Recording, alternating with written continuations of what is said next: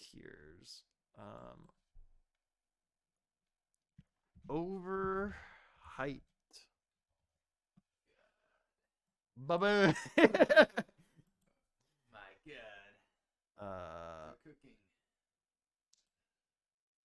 add a row above. Underhyped. Game of the Watch year. the new Avatar movie. Oh shit. We were talking about this last night. Talking about it. My friend here was like, "Do you know anybody who watches the Avatar movies? Have you seen all of them, or have you just seen this one?" Because I know they're out there, but I've never.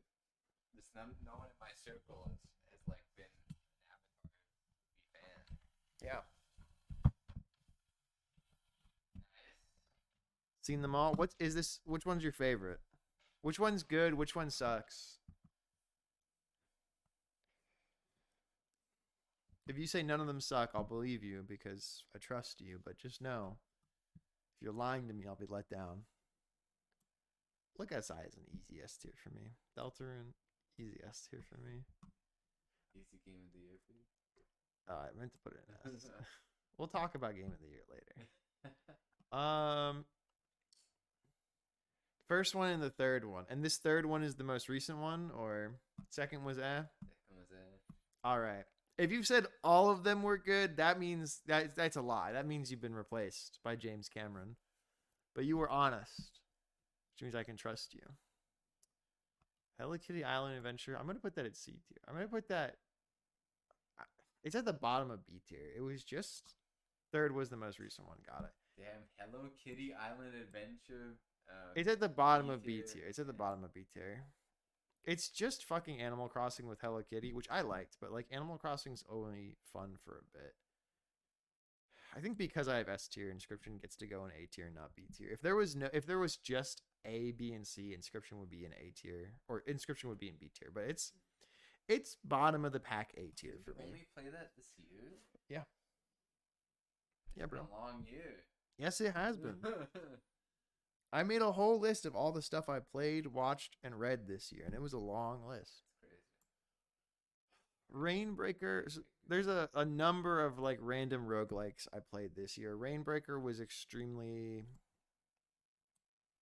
it was fine. It's no Hades.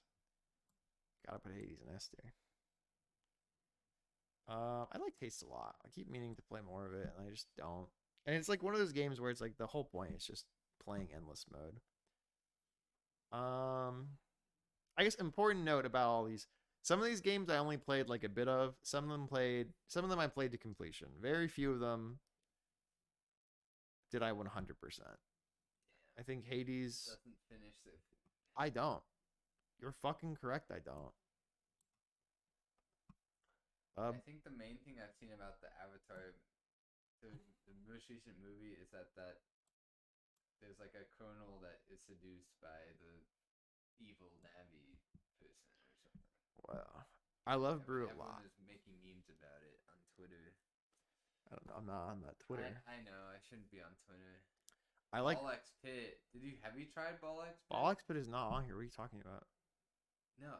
The chat. Xander's recommending Ball X Pit might be something. I know about Ball X Pit. I just have not played it. Ball Z Pit. Hold on. That's two better than Ball X Pit, I hear. Ball X Pit is a good time. It's a good time. Yeah, a friend of mine 100%ed it because he apparently he like God. no lifed it. He told me. That's a lot. Yeah. I got the new game plus, and it was fun. It's like I didn't even play Mega Bonk. You know, that's where I am in my life. Mega Bonk was so hype. It was better than Mega Bonk, as someone who played both.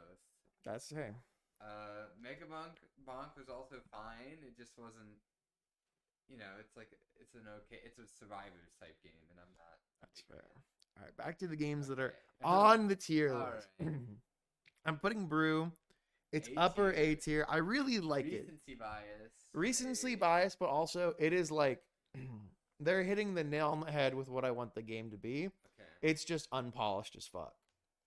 If it was polished, if it was like If it was like if there's a Brew 2, I think that could be a game of the year it comes out. Wow.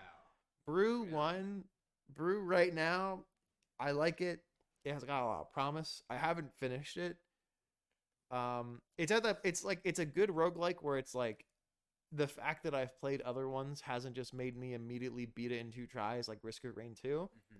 Hmm. Um it's fun. I like that they're little animals.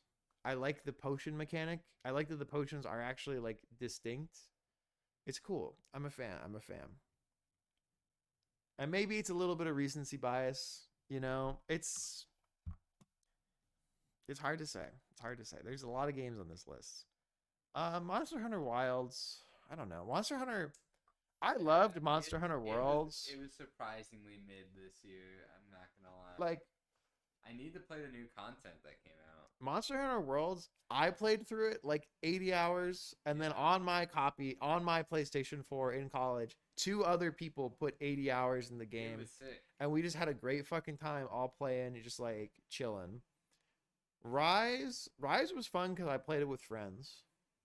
Wilds, I liked the story in Wild, but it was like 20-hour campaign, Yeah. and then like the post campaign stuff.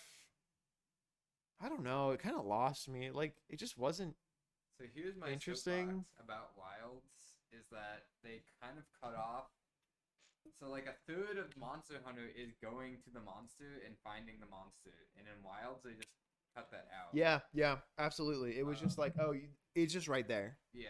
There's not even like tracking. Like in Worlds, you had to gather prints and Yeah. track. And yes, there's a bit of tedium, but it also like immersed you in the gameplay a lot. And then like the exploration mode in Wilds or in Worlds was so fun because you were just like in the zone, Yeah. and monsters were just like spawning around you, and you had to chase them down. They would leave. It was like really. It was interesting. It made for an interesting gameplay where you could do the missions and like the monster you were there, you'd have your set time, or you could just free roam to gather parts instead of having to grind the same mission over and over again. Yeah. And then Wilds it just Ubers you to your marked target and cuts out all the gameplay. Because like I liked the dog in Rise being like a faster walking because you could just ride the dog. Rise But it kind of worked as like I think the expectations for Rise were lower because Certainly. it was like a Switch game. 100%. And it was like you're not expecting this to be like world in terms of story or scale. Yeah. And even Rise had better endgame than Wilds did. Yeah, like Wilds has like no endgame. the like raid mode in Rise, I didn't do it a lot because it was rather annoying. But like the first couple times I did it, I was like, this is actually like it's unique enough that learning it is interesting. And then it became a little tedious, but Wilds just I think the other thing about Wilds is like very early on, there was this like cinematic elder dragon fight that felt like really out of place. The like giant ice guy. I don't know why it was there. It felt like way early for there to be an elder dragon at all. And then you don't like even the fight is just like you drop some ice on it and then you hit it a couple times and it like falls off the ledge or whatever. Yeah. Like it felt really like And there's not even a good Elder Dragon endgame in Wilds. You don't yeah.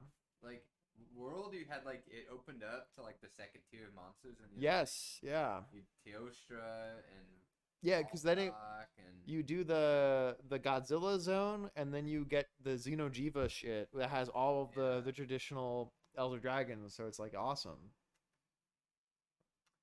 But yeah, I mean the gameplay is good in Wild. 100%. There's so many good gameplay improvements, so much like awesome stuff, like the free aim for all the weapons. And I liked Arkveld. I thought Arkveld was a cool design. Yeah. It's just the way they overhyped Arkveld, and then I just went there and like beat his ass, and that was it. See, yeah, and then the end game was like you basically spam fought Arc-tempered Arkveld. Yeah. And I think it's different now because they've added monsters, but it got really boring fighting Arc-tempered Arkveld over and over again. And then like the cinematic like end game boss after Arkveld, the thing that's like it's Yeah. absorbing all of the power of the world. We have to slay it now. That fight just sucked. It was Yeah. just like annoying as fuck. Also, the story was dog shit. But Yeah, just a little bit. oh, it was Goy Magala virus the whole time. Haha. Aha. I'm putting Dispatch in S tier. I had a good time. Damn. I it was I like the Telltale series for the most part. Some of them suck, and that's fine. They're allowed to have ones that suck, except it got the studio shut down. Dispatch, the writing was good. There was like the gameplay was fairly interesting outside of the quick time events, the hacking stuff, and the actually doing the dispatching. I liked actually a good deal. I wish there was just like an endless mode for that. Honestly, Yeah. that would be like that would be my bread and butter doing endless mode dispatch. So I also played it, and it was my first Telltale game. It was all right. I think I'm just not built for. I was like, That's fair. I think I just should have watched your stream, Yeah. and that would have been fine. I didn't need to buy it I think that's reasonable. because it was like it didn't feel like it was worth $30. That's fair. I don't know. I did do a second like full playthrough of it just to see like how different the story is. Um, Bronze Blazer just sucks.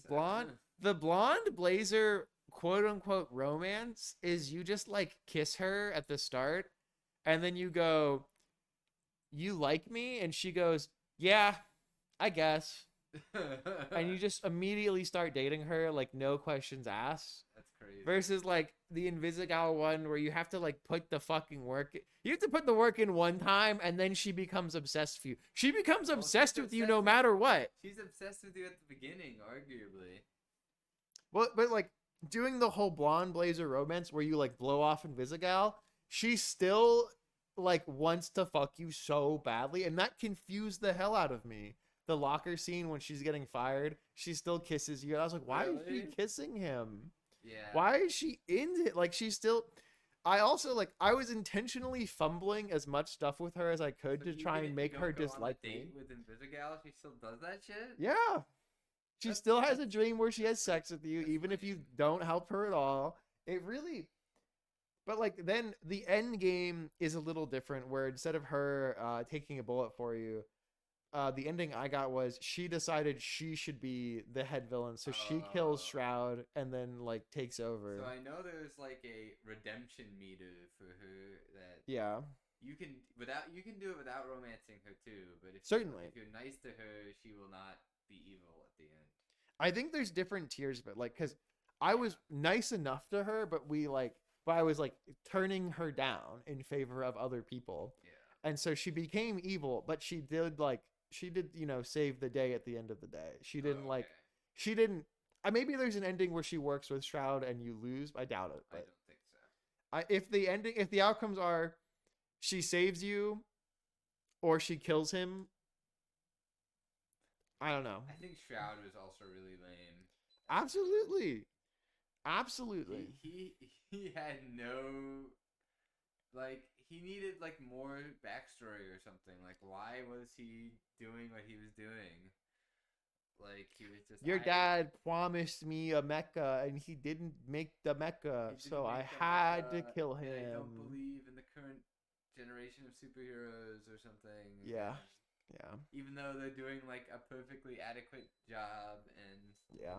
like I felt cut out. Even though it's my goat, Matthew Mercer. Mhm. But, It was for me. It was like this is what I want from the Telltale games. It was basically Tales from the Borderlands, but not Borderlands. And I haven't played Tales from the Borderlands 2. I've been meaning to. have you played Wolf? I played Wolf Among Us. Wolf Among Us is That's great. apparently the best one. I really liked Tales from the Borderlands. Okay. I think Tales from the Borderlands ending is kind of weaker than Wolf Among Us's ending. So Wolf Among Us overall is definitely the strongest. Mhm. But Tales from the Borderland had like a really strong peak in my opinion. And that was with me having never played a Borderlands game. Recency bias. Constant. Constance also That- going as an A. That looks pretty fun. When It's- you're playing it. It's quite fun. Like as far as like Metroidvanias go, as someone who doesn't really play Metroidvanias, I enjoy Constance. It's got like a thing it has over Silksong that I think a lot of people who don't like certain things in Silksong will probably like. The dash in Constance is like a Dark Souls dodge. Mm. That was a big complaint I got from a lot of people when they were playing Silksong. They're like, I don't like that I can't dodge attacks. Everyone's so Dark. I love Dark Souls, but But come not on, every game needs to have iframes. I'm just saying. is Silksong not in this? That's crazy. Silksong not okay. I didn't. It wasn't in that folder. It should be in that folder, but whatever. Wait. No, it is in that folder. Just I'm not seeing it. Oh, did it not upload the PNGs? Um, Oh, there's two Hades. That's funny. Did it not upload the PNGs? Because there is missing stuff, I'm pretty sure. Fuck, that's so annoying if it didn't upload the PNGs. Fuck. I cannot navigate a computer, it turns out. CS major, CS major. CS major. How do I see how many items are in this folder? There's 45 items. There's 45 items. It says it at the bottom left. You're so goated, man. So maybe I'm not. Is it there? And we just I definitely remember putting it in here. put it in there. How did I not put Silksong in here?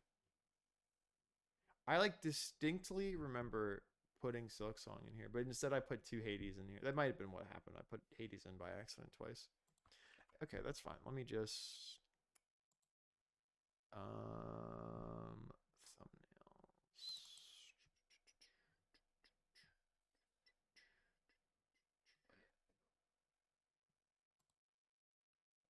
Ba-boom. Yeah, Silksong. Now that we're talking about another Metroidvania, I'm just gonna dump Silksong in S tier. Sorry, Constance. There's things about Constance where I go, damn, I wish this was just like in Silksong. And there's things where I'm like, okay, I see what you're doing, video game. Because the thing that's really been annoying me about Constance is from the jump, you can't attack in every direction. You can only attack left and right. And then you unlock Pogo. And you unlock. I don't know what the upward attack's going to be, but I guess it's something you unlock, which is like, I don't know. It's weird. It makes certain fights harder just because I try and Pogo an enemy early when I didn't have Pogo and it just wasn't doing anything. But that aside, I think Constance so far, like 5 hours into the game, it's very manageable. There's nothing in it that's actually hard. Like there's nothing in it that's so hard that it's unfun. And there's nothing in it that's so easy that it's like not satisfying.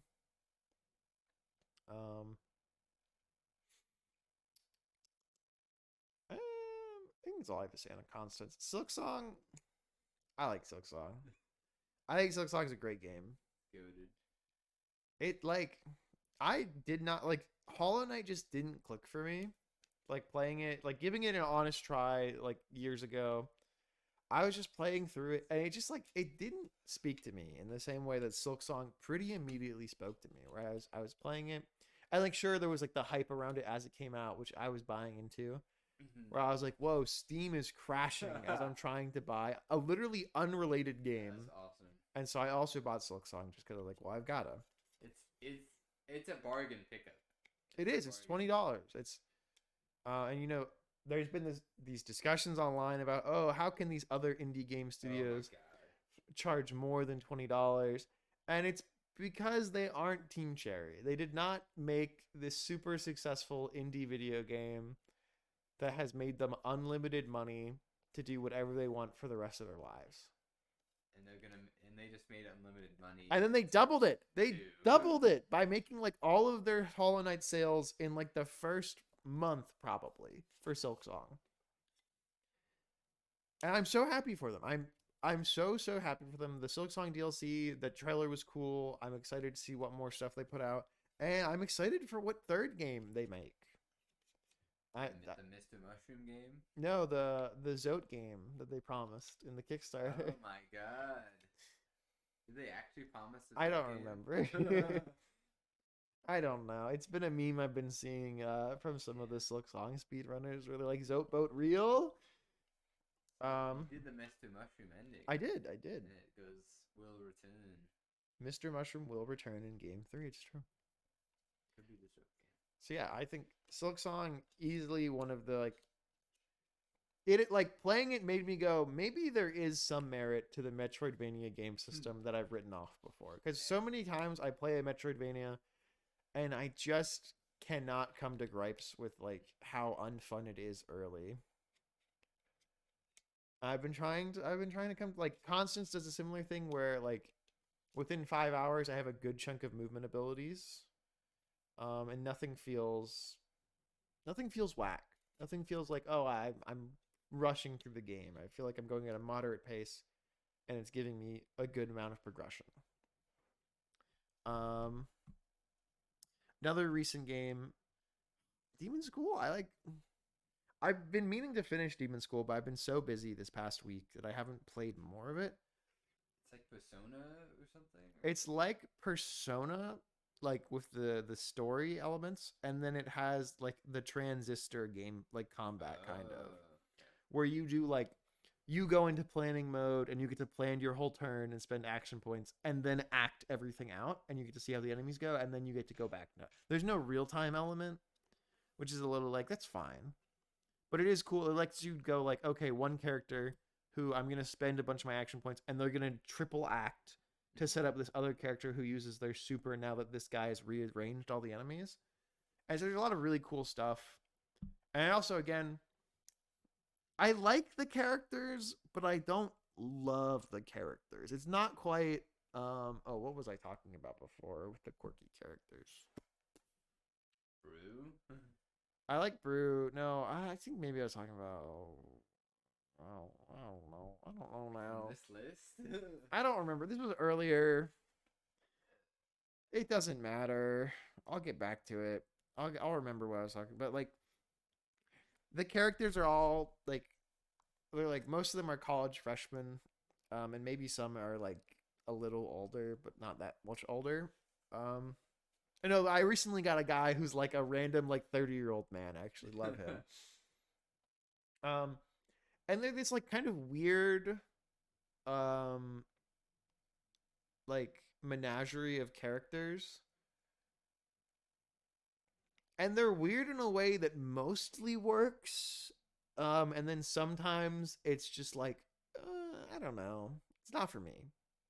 But most of the time it works. Most of the time I like them. And overall, the game, I feel like, is a pretty big win for me. I think the main character, Faye, is really funny, where she's been raised her whole life to be this demon slayer. And so she's like fairly knowledgeable about demon slaying and stuff. And then she's not like dumb, but she's not like she doesn't know stuff. Mm. And also she like because she's trying to end like prevent the end of the world, the way she acts sometimes, she'll like go up to somebody and be like, "You have to help me fight demons." And they go, "What the fuck is your problem?" And she's like, "We don't have time to get into it. Help me fight demons." Well, it's realistic, perhaps. It's realistic, certainly. More recency stuff. Digimon Cyber Sleuth or Digimon Storytime Stranger. It's another Persona game. Did you finish that game? No, I'm like 20 hours in. It's a long fucking game. Long fucking game. If you like Persona games, you'll like the Digimon games. Yeah. That's all I have to say to you. They're the exact same style of game. The story, okay, I take that right. They're the exact same style of like combat and like Persona collecting with the Digimon. There's no confidants. And the story is like kind of all over the place. Like you're a time traveling secret agent trying to prevent like you're a secret agent who works to stop like cryptids from ruining the world or whatever. Um but then you time travel because of this giant like anomalous war with Digimon and humans and shit. And so you're in the past 7 years. Like a detective. Kind of. With sleuth. No, that's Digitime. That's Cyber Sleuth. This one you're an agent. I thought this was the same timeline as that. It kind of is, Okay. but also it's not because that one you like that one. It's don't worry about it. Don't worry about it. Don't worry about it. not an expert in the lore. If you like the Digimon, if you like Persona and you like Digimon, it's a game for you. If you don't like Digimon, it's still probably a game for you. And a Dream Barbecue. I think I'm just putting a lot of games in A because a lot of games were fun. This game is.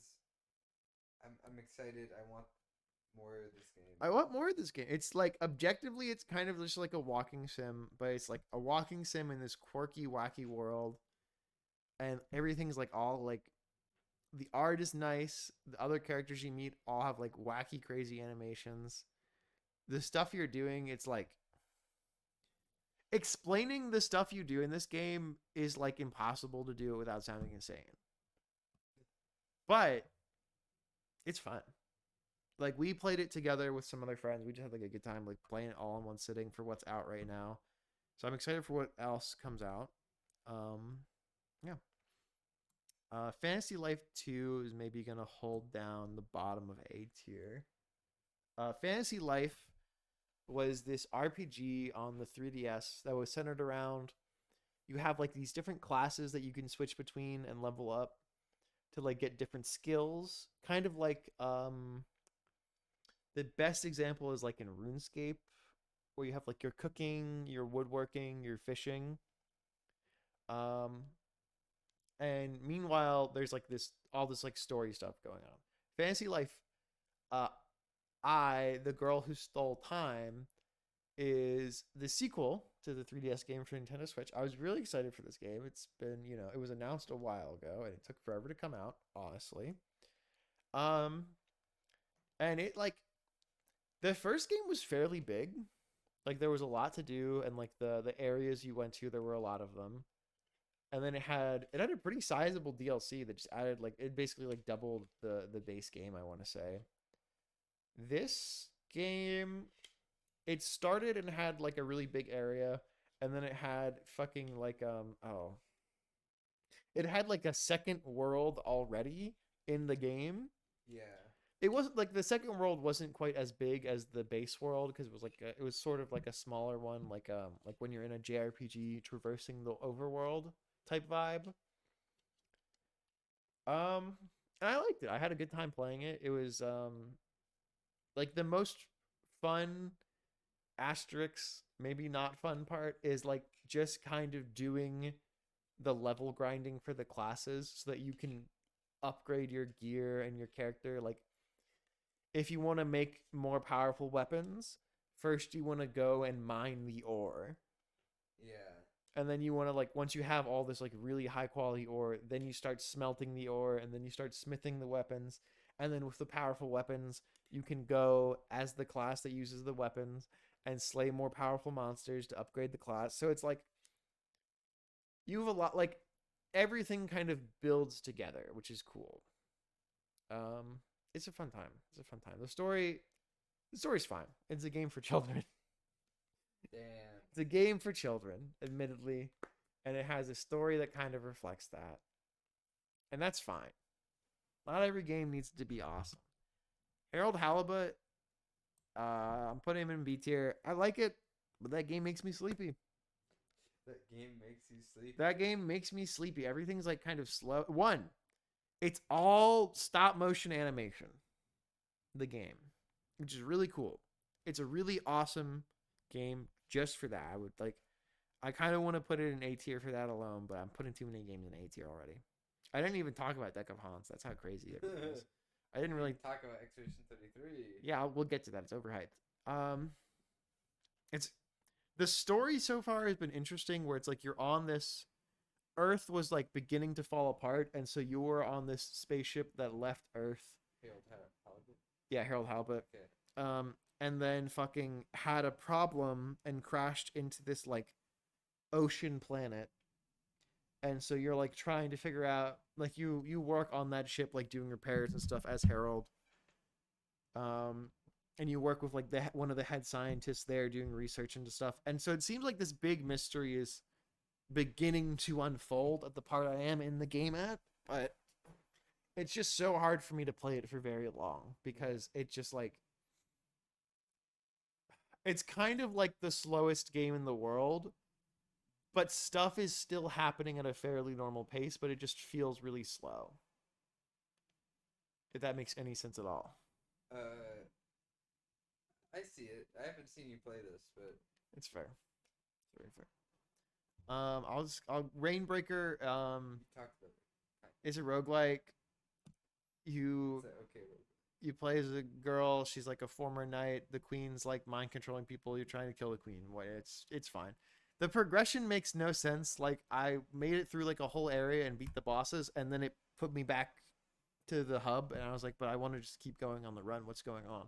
So I don't understand that. Deck of Haunts is quite cool. It's the style of the game is you have these like cards that you use to make actions, and you can build additional rooms in your house because you're a big haunted house and you're trying to kill the people that are coming into you. um, and meanwhile, you're also trying to protect your heart so that the people don't get to it and kill you. So it's pretty interesting. It's fun. Um, I think it's fully out now. I think when I was playing it, it might still be in early access. I don't remember, but it's cool. I'm gonna go grab some tater tots really quick. Um,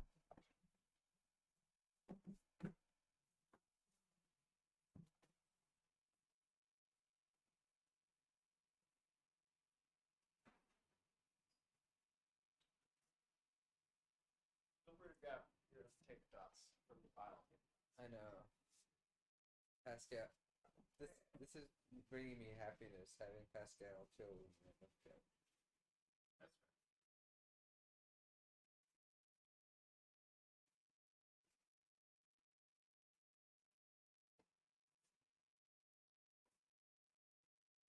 Oh,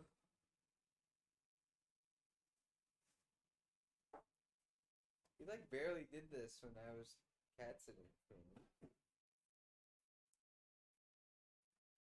what? He barely ever did this. He does this like once when I was cat sitting for him. Well, also normally me and him sleep like all night together, and so he didn't get that much sleep. Poor baby. Poor baby. Um, I know we talked about Silk Song and Dispatch, but I didn't mean to talk about the S games until the end when I was gonna go through and pick my game of the year. Yeah. So, oof, my bad. Um, Hyper Light Breaker apparently got shut down. It got fully shut down. Apparently they canceled the shit out of it because they ran out of money. It was in early access. Yeah, I think it's no longer in early access. Lame. It launched into early access and as a disaster. Oh yeah, it was unpolished as fuck, but it's early access. Yeah. And so they expected to get enough money from early access to develop it more. I guess. Uh, But also simultaneously while working on that game, they were making Possessors, which I'm putting Possessors at the bottom of B tier because it's another Metroidvania. It's rough as fuck around the edges. It makes Constance look like a masterpiece, and Constance is quite good, but it's no Silk Song. It's got a cool art style. I kind of like the vibe of the lore and the world building they're going for, where it's like humanity found a way to open like portals to the demon realm, and then also they can use demons as batteries to make like infinite clean energy, which the demons are unhappy about. And so at game start there's like this apocalypse event happening in this company city you live in, and the main character's best friend gets killed and she gets gravely injured, and this other demon gets gravely injured, and so they work together so that he can get back home to the demon world and that she can live.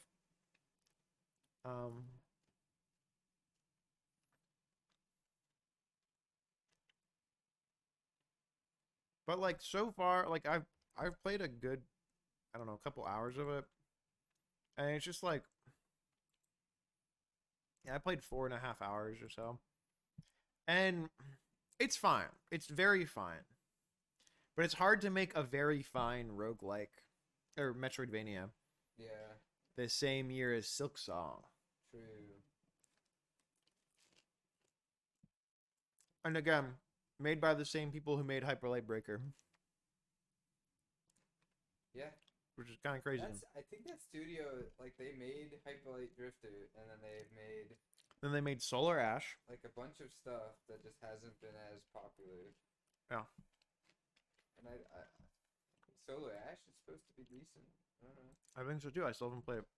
Oh, I want this game to fucking fully release. that game seemed really cute. I like Yeah. the characters.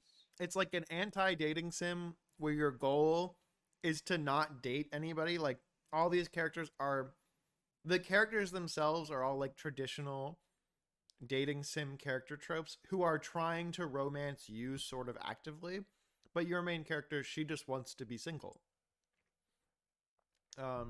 But they released it in like they're releasing it in chapters, and they released the first chapter on launch, and the rest just hasn't materialized yet, which is a bummer for me. I think they mentioned they were having some like fairly big delays.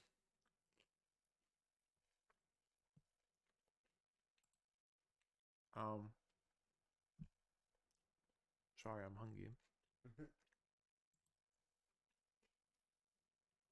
I'm like, I keep trying to open. Open the other tab. Wait, what the heck? There we go. Oh, Don't know what that was about. okay.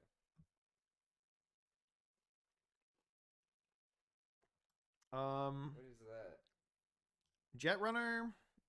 It's basically just Neon White, but again, Oh, from different people. I got it because there was a speedrun challenge for it. I didn't.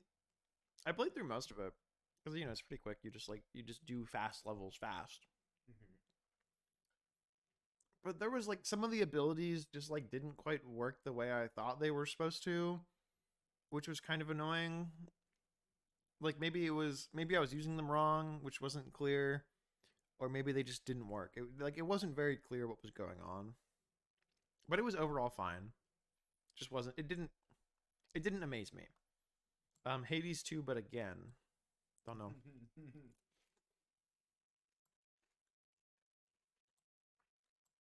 What is that? This is Metal Bringer. It's like a little mech roguelike where like um you pilot this robot that then gets in a bigger robot, and your mech you can like steal other mechs and other mech parts in a run, and your goal is to like shut down this Yeah. evil computer. Okay, I think I saw. It's very Did you stream this game? I don't think I did. I've heard of a game where you collect mech parts like that, so maybe it's this one. Unlocking the mech parts takes forever though, which was kind of annoying. Like for so much of the game I was playing it, I just didn't have fucking any mech parts to work with other than like the forklift. Mm-hmm. And I did some insane work with that forklift.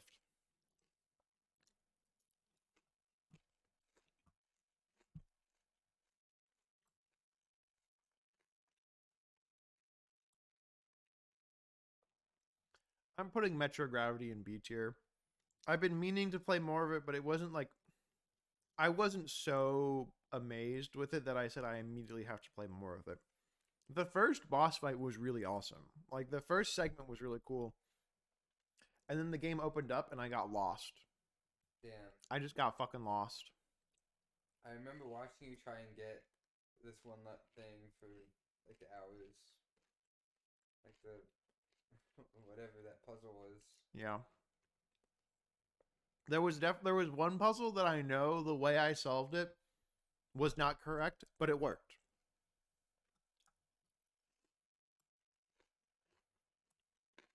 Okay. Yeah, the delivery game. The delivery game. I don't know. I've had it for a while. It was on my backlog for a while. I checked it out. We played it maybe twice on stream, maybe just once. It's nice. It's fine. It's you fly around on a broom. You deliver packages. Capitalism is there. Yeah. Mindwave demo. If Mindwave full released easy S tier, the fact that it's a demo puts it like at the top of A tier. I'm really into Mindwave. I was telling literally everyone I know about Mindwave last like beginning of January last year. Yeah. This game's sick. It's like a WarioWare game. Yeah. And I'd say the art style is Newgrounds esque or like OG Newgrounds. Yeah. It's pretty cool and expressive. It's in early access. It might be shit. I mean, who knows? Maybe the story will be bad and it won't be as polished in the full release. But I'm very excited for this game. Mm-hmm. Night Rain A tier. I had a good time. Did you play the DLC yet? Nope. Meant to. Haven't bought it. It looks cool. Adds 2 new characters. Has a whole other map, which is cool. The thing about Night Rain is it's like all the roguelikes. If they just keep adding more stuff, there'll just be more to do, which is cool. But Mm-hmm. I don't know. I had a good time playing it at launch.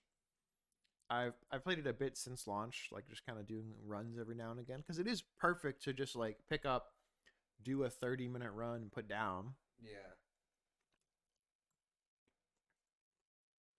Mm, you go at the top half of A tier. Also, no, I'm not a human. It's a solid like spooky game, horror game, kind of horror adjacent, I guess. It's not as like It's horror. I thought it was pretty quite spooky. okay. Um, I think so. The most striking thing about the art direction is that I really think it's horror that is grounded in reality, that Mm-hmm. they're very exaggerated or like focused aspects of like the human body or like personality or like that kind of thing, and that makes it a lot more scary than like Look Outside, Yeah, which like it does have a lot of body horror in Look Outside, but it's kind of it's more reassuring to know it's like cosmic horror, I guess, in a weird way. yeah, Than yeah. Like No, I'm Not a Human, which is like yes, there's supernatural stuff, but also like a lot of the horror is just like the humans and stuff in it in the yeah. world. And after playing it yesterday, Christian, I was googling. He's like, it was a COVID game, It is a COVID. It feels like and it makes perfect sense when you play the game, the style of it, the way everybody acts, yeah. the general vibe of like, oh, it's not safe to go outside. It's not safe to let strangers in your home. And you were saying this is a Russian game as well. I thought so. I mean, they make a lot of games about like feel like this kind of social paranoia and stuff like that. Hmm. I think. Like I'm trying to think of another one. Uh, I I guess I just said that and I can't think of a specific example, but Mm-hmm. um I played One Piece Odyssey this year. oh, the One Piece is real, confirmed. It's Persona, but with One Piece characters. I thought it was like an ARPG, not like a turn based. No, no. It's most turn based. It's fine. I didn't play a lot of it. I don't know. Maybe I played like 10, 15 hours. Um, you like play through arcs of One Piece. Like the cast has to go back through their memories to regain their power because they're on this island where their powers get taken, and the way to restore them are to relive their Remember, lives.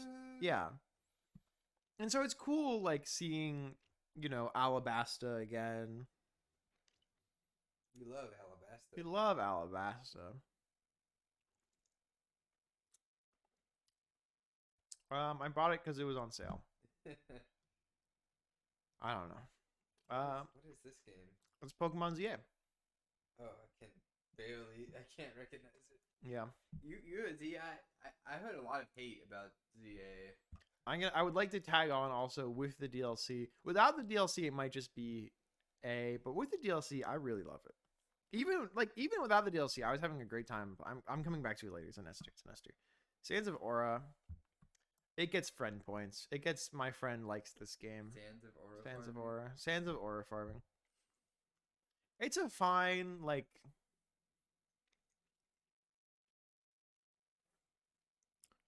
It's a fine like kind of odd Souls like. Yeah. It does some interesting things. It has like That's the game that looks like asset store slop, right? yes. No offense, because I guess Expedition 33 is asset store slop, and that one game of the year. So, Mm-hmm. uh, Mm-hmm. If this got friend point bonus, Savara gets walk fu bonus game of the year. yeah. I Look, think I like Savara. honestly, I don't know if I can put it above B It's just not. tier. It's not that amazing. It's a roguelike. It's set in Wakfu. It's for like an indie roguelike, I had fun. It's just like you need to be really good to get me playing it again after like playing the like main story or something. That's fair. Yeah. And it just ain't no Hades 2, I guess. I'm gonna put the Bloodline at the bottom of B tier. It's like super. It's like a super early access game. Not in the sense that it's in super early access, but it's one of those games where it's like it gets big, crazy updates all the time. Because like the vibe of it is like you can. The goal is for it to be a game that you can just do anything in. Do anything game? Yeah, How like an open world do anything? an open world do anything game. That's crazy. That's a crazy genre. It is. It is. Um, and it had, like I played it for a bit. It was fine. It was confusing to play. Truly, like the controls were weird. But it let me get blood magic, and so I was like using my blood and health to like blast laser beams of blood at people, and then I was stealing their health to fill my health bar back up.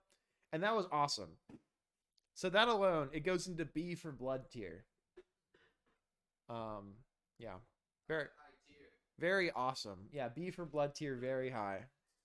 Much better than C for couldn't do it. Sorry. Next up, the Nightling. I liked the Nightling. Problem is, then I caved and bought Donkey Kong, which is just like a better game. I'm gonna put Nightling high on B tier. I don't know. It's like a funky 3D platformer. Not funky. It's just a 3D platformer with cool movement. The story is tier list looking good. Thank you. The story of Nightling is like, I don't know. You're the squire of this famous knight. He is like missing. You have his special shield. You and the shield are working together to find the knight and like save the world. It seems like it's setting up this the world is racist plotline because they're like, oh, the giants are just evil and must be slain at all times or whatever. But I don't know where that's going. I've been meaning to play more of it because I was having a fun time. But like I said, then I just caved and bought Donkey Kong Bonanza, which is an easy A tier. That game's awesome. It's high A tier. I don't know. There's like the tiers are there's high and there's low. The order in high and low don't matter that much. It's hard. It's hard for me to decide where the high and lows are actually. Donkey Kong Bonanza, I don't know. It's just good. You just get to have a fun time as Donkey Kong as he helps this girl get back to New York City.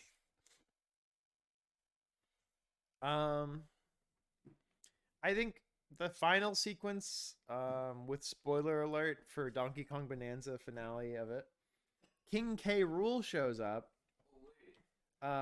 Like there's the whole like there's an antagonist for the whole game, who's like the bad guy who's causing all the problems, and then bada bing bada boom, King K. Rool shows up. Um, and you do like a final King K. Rool sequence, which is like it looks cool and it plays fun, but I think I would have liked it. What? You want more of these stuff? You're good. Go crazy. I think I would have liked it if they just stuck with like the Void Crew and didn't add K. Rool in kind of just right at the end. But overall, it's like you just get to run around grabbing, like you can destroy pretty much everything in every level. You can throw rocks to make to make bridges. You can do all kinds of crazy moves. It's awesome. It's so much fun. I highly recommend it. Except for the fact, sorry, wait, I have to move it into B tier because the problem with Donkey Kong Bonanza is that it doesn't cost $70, which is already too much money for a game. It costs $500 because you need a Switch 2 to play it. If this was a game for the Switch 1, I think it would easily be A tier, maybe S tier. However, because it cost $500, I cannot in good conscience put it anywhere higher than B tier for Banana. Which is rough because it is such a fantastic game, but it is gate kept by being $500. Unlike Slay the Spire, game I played this year. Yeah, way too much. Slay the Spire, I'm putting it in S tier. It didn't come out this year. I don't give a fuck. I played it for the first time this year. Your Turn to Die. I feel like I played some of Your Turn to Die this year, but I don't know because I wasn't playing it through Steam, so I couldn't easily track when I played it. I think you did. Actually, I can track. I can track. I don't. Well, I can see the last time I posted a VOD of it to YouTube. no, wait. We were talking about it last year during the 24-hour stream. I know, but that's why I'm like, did I play any of it this year? And the answer is I fucking might have. These tots go hard. Yeah. I've been buying just like bag of frozen tater tots. It's a good move. I made the total playlist in January. Videos. December. Okay, I played a little bit in January of this year, so it counts. It gets to be in the VOD. It gets to be in the list. It's my fucking tier list. I'm putting it I'm putting it in low A for now because it's not done. I baited myself because I checked the page for it, the website, and I saw Your Turn to Die Final Chapter Part B out, and I popped off. That's a part I already played. I already played that. It's not Final Chapter 2, it's Final Chapter 1B. Made me very sad that I didn't figure that out before downloading it and screaming. I'm really I liked it a lot. It was a cool death game, visual novel. We love death games. It has a quirky cast of characters. Yes. I loved titling a stream "I'm Sorry Joe" and my real life friend Joe getting the go live notification and coming in and going, "What did you do?" The stream is like sitting outside Joe's house. Yeah. Yep. I'm sorry, Joe. I gotta do it to you. I'm very excited. It could easily jump all the way to S tier when this final chapter comes out, if the final chapter brings it home decisively. If the final chapter fumbles, it's going to C tier, maybe. It's one of those situations. Luckily, I don't have any gripes about dropping it. I considered putting an F tier under overhyped. Nova Hearts, boo. There was a cross promotion with fucking Boyfriend Dungeon. Oh.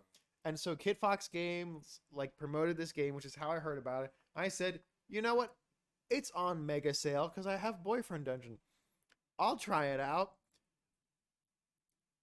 Boring story. Slow as fuck story. Lame combat. The characters sucked. I was so unbelievably let down. You couldn't refund it. I did refund it. I could. Oh, okay. Yep.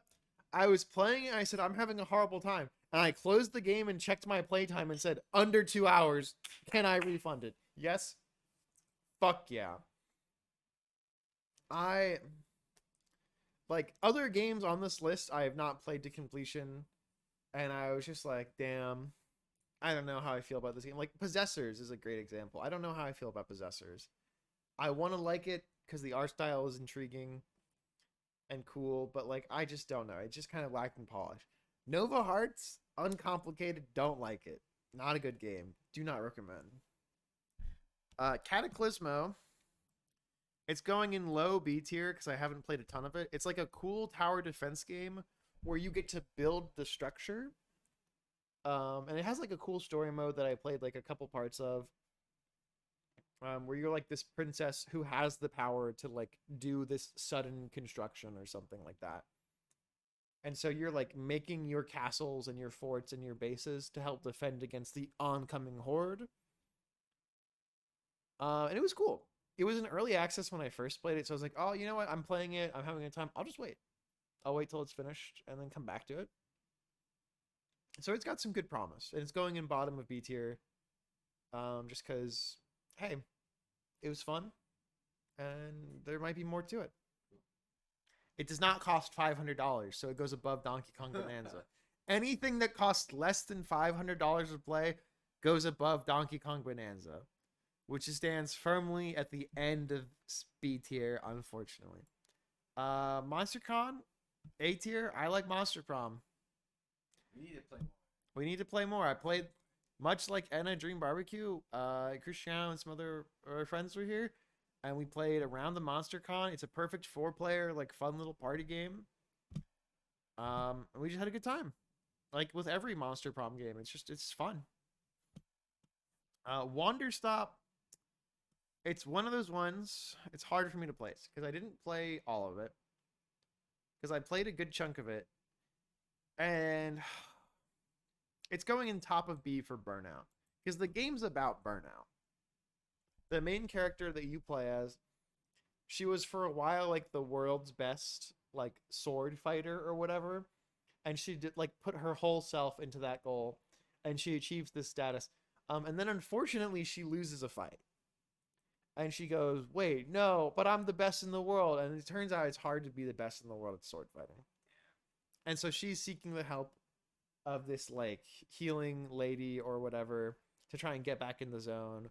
And she ends up at this tea house in this magic forest, where like she has this like mental block where it's impossible for her to hold her own sword. Like it weighs 1,000 pounds to her.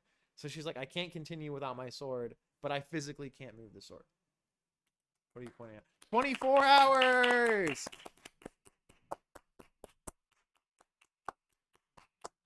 We did it. Yeah. Fuck you, Tatas. It counts.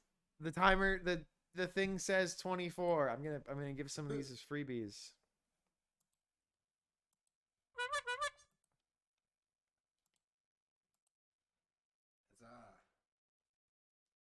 The second one didn't go off. That's lame. There's a cooldown on OBS. But there's no cooldown in Twitch. Will the egg one show up? Let's see. Let's see. It might be queued up.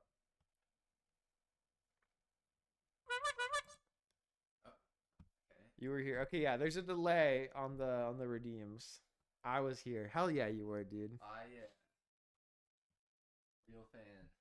Real fan. Everyone else, fake. Like, wasn't the eggs for the 24-hour stream? You gonna eat like 50 eggs? No, there's not like a command someone could type in to understand what that is. It's just like a funny goof. The eggs are just a funny goof. I'm not eating any raw eggs on stream. I never promised to eat any raw eggs on stream. If you typed !eggs, there's no promise of me doing anything. But yeah, Wanderstop. It's interesting. It's cool. Some people I know online say it was like their game of the year, and it's like I want to like it more than I do. And maybe if I played more of it, I will. But fucking serving random fuckers tea frustrates me to no end. Damn. And making the tea, the recipes there's no recipes in the game. You just have to vibe it out based off of the fucking like stuff you like throw in a big pot. But the big pot, the contraption to make tea is awesome. So you like potions, but you draw the line at T. I draw the line at T. It's not a potion to me. Damn. Eternal Strands. Fuck it. I'm putting Eternal Strands in S tier.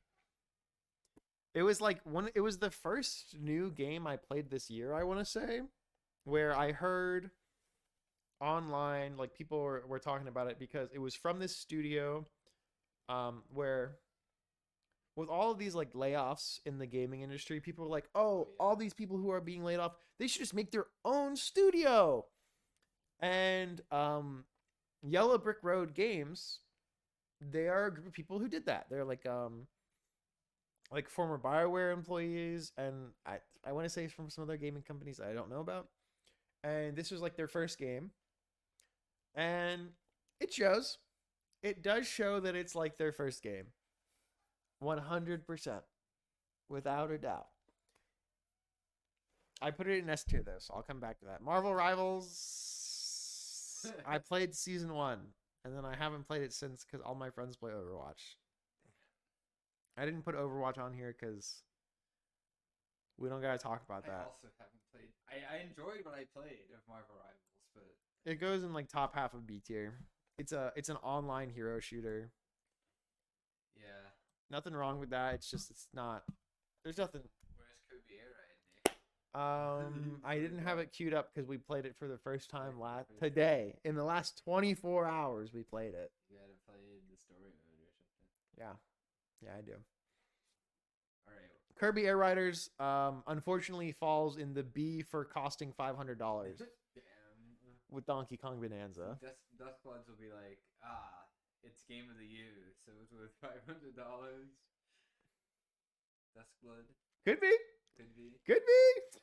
Metroid Prime. No, no. I want like they showed the trailer for Metroid Prime 4, and they were like, Samus has a motorcycle, and I said, holy fuck. Holy fuck, is Metroid awesome? Has Metroid always been sick? And then the game came out, and people were like, oh, maybe the game sucks. No Metroid Dread. No Metroid Dread. That game apparently is supposed to be awesome. That's just like awesome. a Metroidvania, yeah. No, Metroid Dread is like a perfect... I dare say a perfect Metroid game in a series of good Metroid games. That's pretty cool. It's very good. But now to start at the bottom, overhyped Expedition 33. I bought that game like as it was coming out before everybody was like, it's the greatest game ever. Because I saw it in the PlayStation Store, and I was like, oh, it's coming out. Oh, it's like $40. That's cool. I'll check it out. It's $40. It's cheaper than literally every other game coming out. Yeah. Asterix. I'm aware now that they used Gen AI in the development of their game. They loved it. They're online going, it was just for placeholder art in early development. I don't care. They chose not to disclose the fact that they used AI in development on the Steam store page, where you have to disclose if like you have a place where if you used AI on your game, you disclose you used AI and you disclose how you used AI. And they made the active choice to lie about that. They also apparently were like calling out other developers for using AI. They were like, nuh-uh, you shouldn't use AI, everybody. And so it's the Expedition 33 controversy it's expansive. And the worst part is none of these controversies touch on the most important part of the game, which is that it wasn't even that good. It had amazing combat. It's apparently like one of the guys who was making the game is like a former Sekiro speedrunner. And so it's like, yeah, it makes sense that they were like, yeah, we gotta get this, like, we have to have the combat be like this crazy, like cool parry dodging based combat in this turn-based system. And that's cool. I'm a fan of that. I like the combat. The combat for me is like the strongest point of it.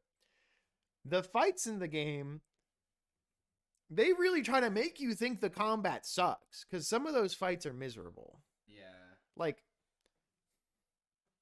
the fucking spoilers for Expedition 33. The Act 2 final boss, the Paintress herself, she has this move where she like tears open reality and the perspective zooms way out so you can't see your characters and the screen is bright as fuck. So it's really hard to understand what's happening. That's really annoying in this game that's about precision dodging and parrying. That is my exact complaint with many fights is that they'll just move the camera like different angles for different attacks. Yeah. And it fucks up everything because the parry timing is based on visual. You have to visually guess the parry timing, not any other cue really. So it results in like these high stakes fights where taking a hit is really bad, but it's like it's not precise, so it feels cheap when you get hit. Yeah.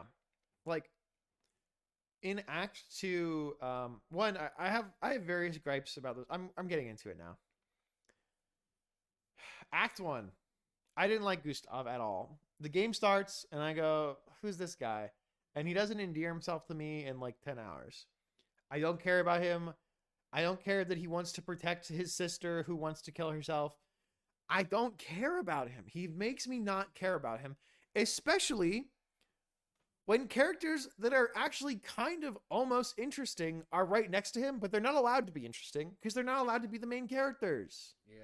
I think if Lune was the main character, this girl who's like, her parents specifically had her so that she could become like a living weapon and carry on this mission that they themselves failed. And she has like all these complicated feelings about it. But she's like, I have to do it because I'm going to die anyways. So what the fuck else am I supposed to do? And so it's like, she resents them for this, but she has no other option. And she's also not a loser. I wish she wore shoes. Okay? I wish her feet weren't fucking out in the fucking world. Toes flying. I wish CL's story wasn't just that, oh, she's sad that her husband died and then she accidentally killed her unborn baby and so she's like depressed about that. I wish her story was more complicated or interesting. Yeah, she's a good side character. Certainly. You know what? She's a good side character. Also, I really fucking love her combat stuff. She's like the coolest. Yeah. For me, she is the coolest combat stuff. The cards, the day-night stuff, the Twilight mode. It's epic. It's so cool. I think like Lune was one of the characters that during the end game stuff of Expedition, I was really disappointed she didn't get to do more. Yes, absolutely. Like her story, like the fact that in Act 3, it's all Mael and Verso. Yeah. There's no Lune and CL. They don't get to have any actual story. Minoko, because even less. Yes. Minoko, my king, snubbed. Minoko comes in with like the greatest theme ever, and is like, "Oh my god, this guy is cool as fuck," and he is like a nothing character in terms of the story. Yeah. He's just like Rousseau's friend, and that's it. Based best combat. Again, I liked the combat. Combat's good. I liked the combat. I wish they had just fucking, because there's so many points in it where it's like, knowing what I know now about like, you know, oh, the guy has like a background in being a Sekiro speedrunner. The like twin blade knight guy that you fight in Act 2 pretty early on in like the battlefield. I think that fight would have been awesome in Sekiro. This like dual wielding knight guy who you just like trade blows with and you're just in there parrying, riposting when you have opportunity. That's so cool. Yeah. In this turn-based game where he just like summons 16 clones of himself and just attacks you from like a bunch of different weird wacky angles. I think the visual clarity is the problem for a lot of. I thought that like I liked a lot of the boss fights. Yeah. Don't get me wrong, but like the individual attacks of certain bosses did not feel like it was in the same system because it would be like we're gonna put as much visual vomit and like special effects to make it try and feel cool. Yeah. Sekiro does not need to do that. Yeah. Most of the bosses in Sekiro are like they're cool dudes hitting you with like an attack, but it isn't like blasting special effects at you. Yes. Because it prioritizes visual clarity besides Demon of Hatred, but that's like the point of Demon of Hatred. Like Act 3 spoiler, the Mael versus the Alicia fight. That fight to me it felt like it was supposed to be so awesome. Like you do the setup where this girl is basically the same character as Mayo, but like, she's being made as like a whipping doll by the mother because she has these bad feelings towards her daughter who she blames for the death of her son. Yeah.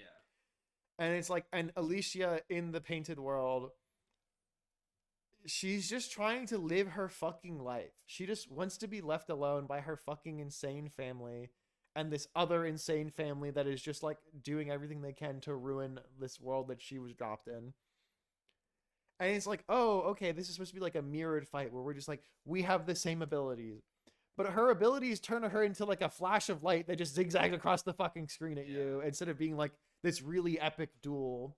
See, I'm gonna make a very niche reference that you won't get, but in Hellsing original anime, you have Alucard, who's this cool, badass fighter, and then the final episodes, he has this duel, and he turns into a beam of light, and they like beam of light clash, and it makes no fucking sense. It's the worst thing ever.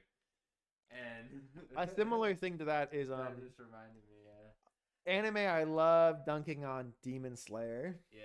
Love dunking on Demon Slayer. The first season, the main appeal of the anime is they had these still shots in the combat where they do their big move and they have like the waves of water coming off their sword as they do their special technique.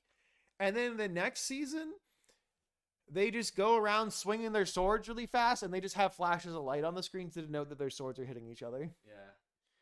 And it's like, that wasn't all of the fights, but I was like, okay, wait a second. This is what you're doing now? You've literally taken all the appeal out of it? Okay, loser.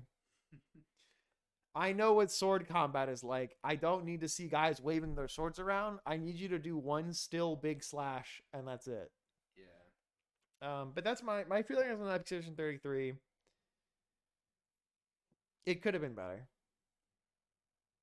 Yeah, I think it's still a fine game. It's just overhyped. Certainly, that's why it's an overhyped. It's just overhyped. Like the objective combat's good, and the story is interesting.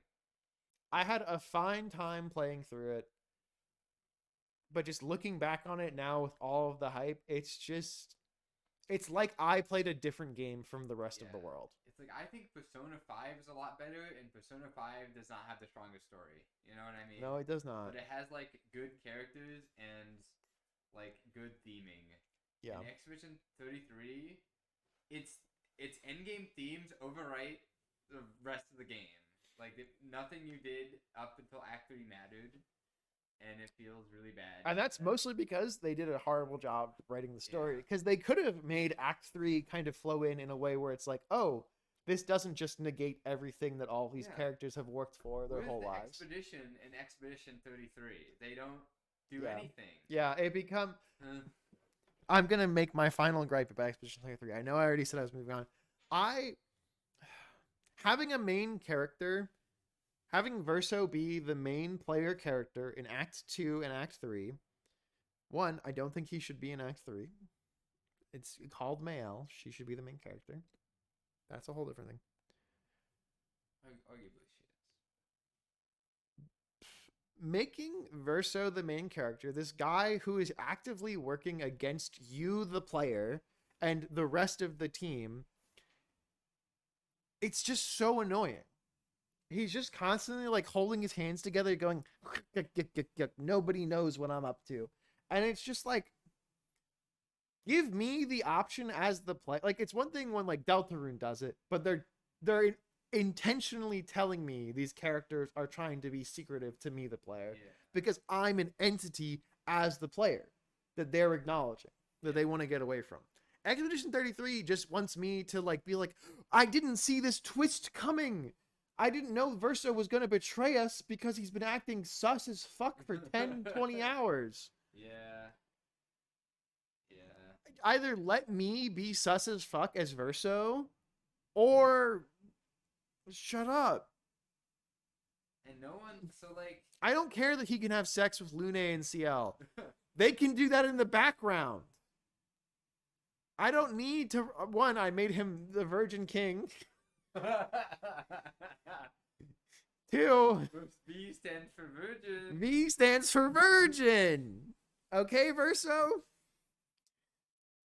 That's it. I'm done. I'm dropping Expedition 33. And not that those romances matter at the end at all. Not at all. It just determines which one of them sits down angrily at you. I'm sit in this cutscene off and not say or do anything. Yeah. But yeah, I wanted the expedition because like the whole cell of the Act 1, and that's the cell that everyone loves and will rape about. Yes. Is that, oh shit, this is such a tragic society that they're doing this homage and they're doing this epic expedition to beat the Paintress. And look, I knew the Paintress was probably a fake out, whatever. Yeah. But the point is, like, you're building on top of the legacy of those that came before you and building up to this thing. But in reality, that never actually happens. No. The legacy of Gustav doesn't matter. The legacy of any other expedition, like, really doesn't matter. No. It's because Mael and Verso are the only ones that matter, and they are not attached to the expedition. And then the revelations at the end of Act 3 of the entire world being this fake construct robs the agency of all the characters, because it basically goes, you're in a lesser reality that is unable to affect. They cannot control the chroma or whatever. They cannot do anything. They must rely on Mael to make a decision, basically. And I think that is, I think that's an interesting way to do it. I liked the discussion that provoked of people deciding with Rousseau or Mael, but I think it just made the rest of the story feel useless, feel robbed my time and my the narrative weight. I think a review I watched of the game from Jacob Geller, where he was like, usually when a game doesn't give you story choices at all and then gives you one at the end, it upsets me. He was like, I really liked the option of Mael or Verso. I would have liked if it was like, because if, like you're saying, the expeditioners actually got to impact the end of the game whatsoever, where it's like, especially when it's like their job is to try and save Lumiere despite their lives. So if it's like, oh, they can't go in there or they die, I want to see Lune going in there, killing Verso, being like, you will not destroy my world. I don't care that it's not real to you and that you're miserable here. This is my world. I mean, I agree with Verso, but I agree with that ending. But my point is wow, we got a Verso ending over here. Well, that's whatever. But my point is always so I love Studio Trigger anime, and they always do this thing with the last 5 episodes. They introduce some end game collapse, and it's like the camera zooms out, and there's an even bigger threat. Yeah. But the whole reason it works is because the level of theming on Studio Trigger or Gurren Lagann or Kill la Kill is that yes, the scope has expanded, but the emotion that was through-lining the entire series is still the most relevant thing, and it is how they deal with this greater stakes. This has we're zooming out and we have these artists versus the writers. And we have this conflict that doesn't matter, actually. And it's now you got to think about whether a created being has rights or something. But it's thematically dissonant with the rest of the thing, because that's not what the themes or discussion of the narrative has been up until the final point. So for me, I like the Act 3 narrative, but I just think it didn't flow with the rest of the game, and the rest of the game, without having its own conclusion, was lackluster. So I liked, and in terms of endings, I liked, it's a discussion on escapism versus reality, or the self-destructive escapism. Because the other side of it is, they make this whole hubbubaloo about the mother, and it's like, okay, we've kicked her out of the painting, and now she can't go back in or else she'll die. But in your final fight against Renoir, she shows back up to help you fight him, Yeah. and then she's just fine. Yep. I guess. I don't know. I mean, I agreed with Renoir. Like, I understood Renoir's goal. I understand where these characters are coming from, but like the end game choice that happens is Mayel, who's not from the painted world and who's from the real world, who's trying to escape the real world, and she was like, everybody let me kill myself. yeah, That's her. yeah, That's her end game. That's her end game. Versus Verso, who's like, everybody let me kill myself, but he's also Well, he's already dead. well, yeah, he's the Verso in the painted world is like, he's not like fully of the painted world because he gets transplanted in. He's partially of the brother's soul or something. No, the mom makes him in his image, but the brother's soul is what powers the painting. I thought there was an implication that he also, like, he wasn't fully under the paintress, like he wasn't a full construct, like he had some kind of No, all of the painted family are full constructs of the paintress. Okay, whatever. That's that's how it is. I don't remember. I thought Rousseau specifically was different, but I don't think so. I can't remember a specific moment. Maybe I just hallucinated. So he's just like, I don't know. Maybe he's different because he knows he's built different. His whole thing is he's Verso, but he's not Verso. Yeah. And so he's like in this world made for Verso, and it comes off unnatural to him because he's not the guy they all think he is. Yeah. And that's where he gets this like narrative dissonance that makes him go, I don't want to be this guy you've made me to be, paintress. Mm-hmm. And that's why he tries to end her. Unalive the paintress. End her story. End her story. But now for real, no more Expedition 33. No more Expedition 33. We're gonna talk about Look Outside. We're gonna talk about the S tier games. We're gonna scroll up and hide Expedition 33. Look Outside. I like it. It's like a cool RPG maker horror game where it's like, I don't know, to me it's less so a horror game and more so just like a giant game. Like, there is so much you can do in this game, and they impose this time limit on you to limit what you can do. And so it's like, okay, I can pursue this whole like route building towards this ending, like my whole run, and that will make this run, I'm going for the perfect ritual, or I'm going for, unearthing Sybil's lab and creating, using the astrolabe to get this item to do this ending. And it takes like a whole run to do it. And that's really cool. Also, they released 2.0, which introduced Cursed Mode, which gave maybe not all of the bosses, but like 90% of the bosses additional phases and additional like artwork and all this other stuff. Like, added so much stuff to the game. One, it's excessive. You only have so much content. You don't have that much in-game time. Okay, it's already so hard. And also in any of the casual modes, you don't have unlimited saves, so it's very easy to get fucked and lose a lot of progress. I'm speaking from experience. But it's like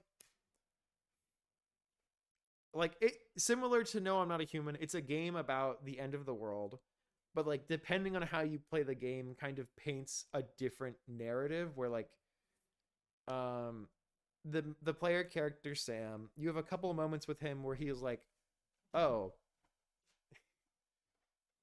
Cristiano is heading off to do something. That's fine. He'll reflect on your actions through him where he's like, oh my god, I killed my neighbor.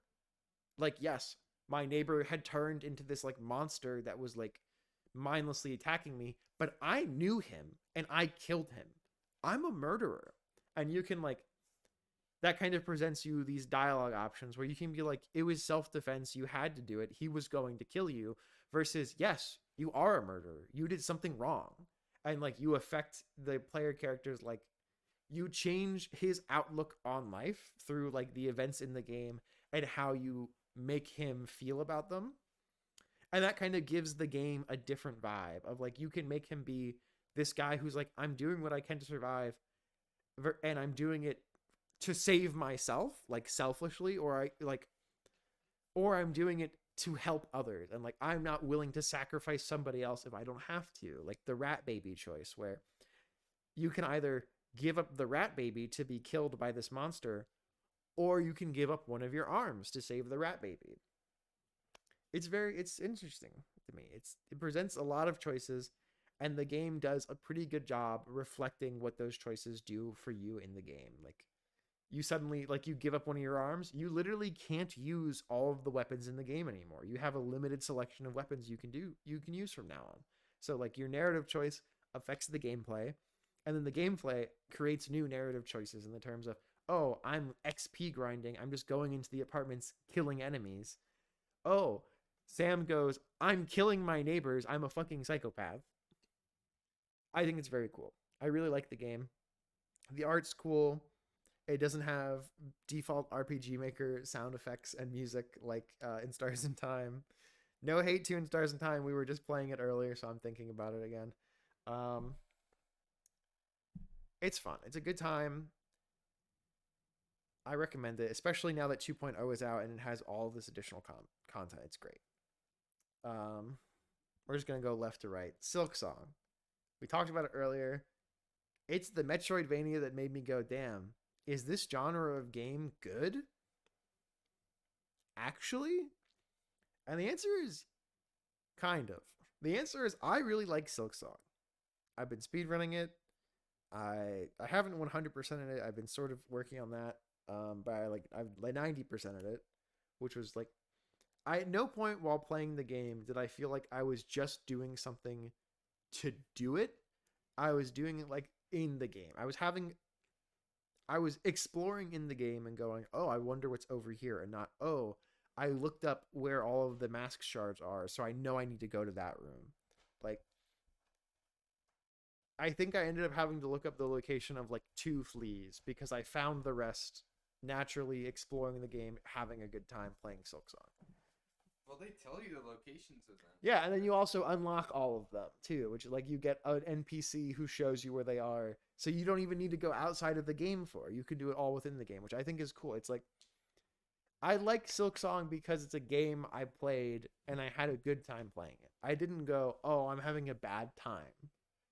I'm just doing this because I'm like because I going through this list, I don't play games I don't like to completion. I won't suffer through a game through the sunk cost fallacy unless I have a reason for it.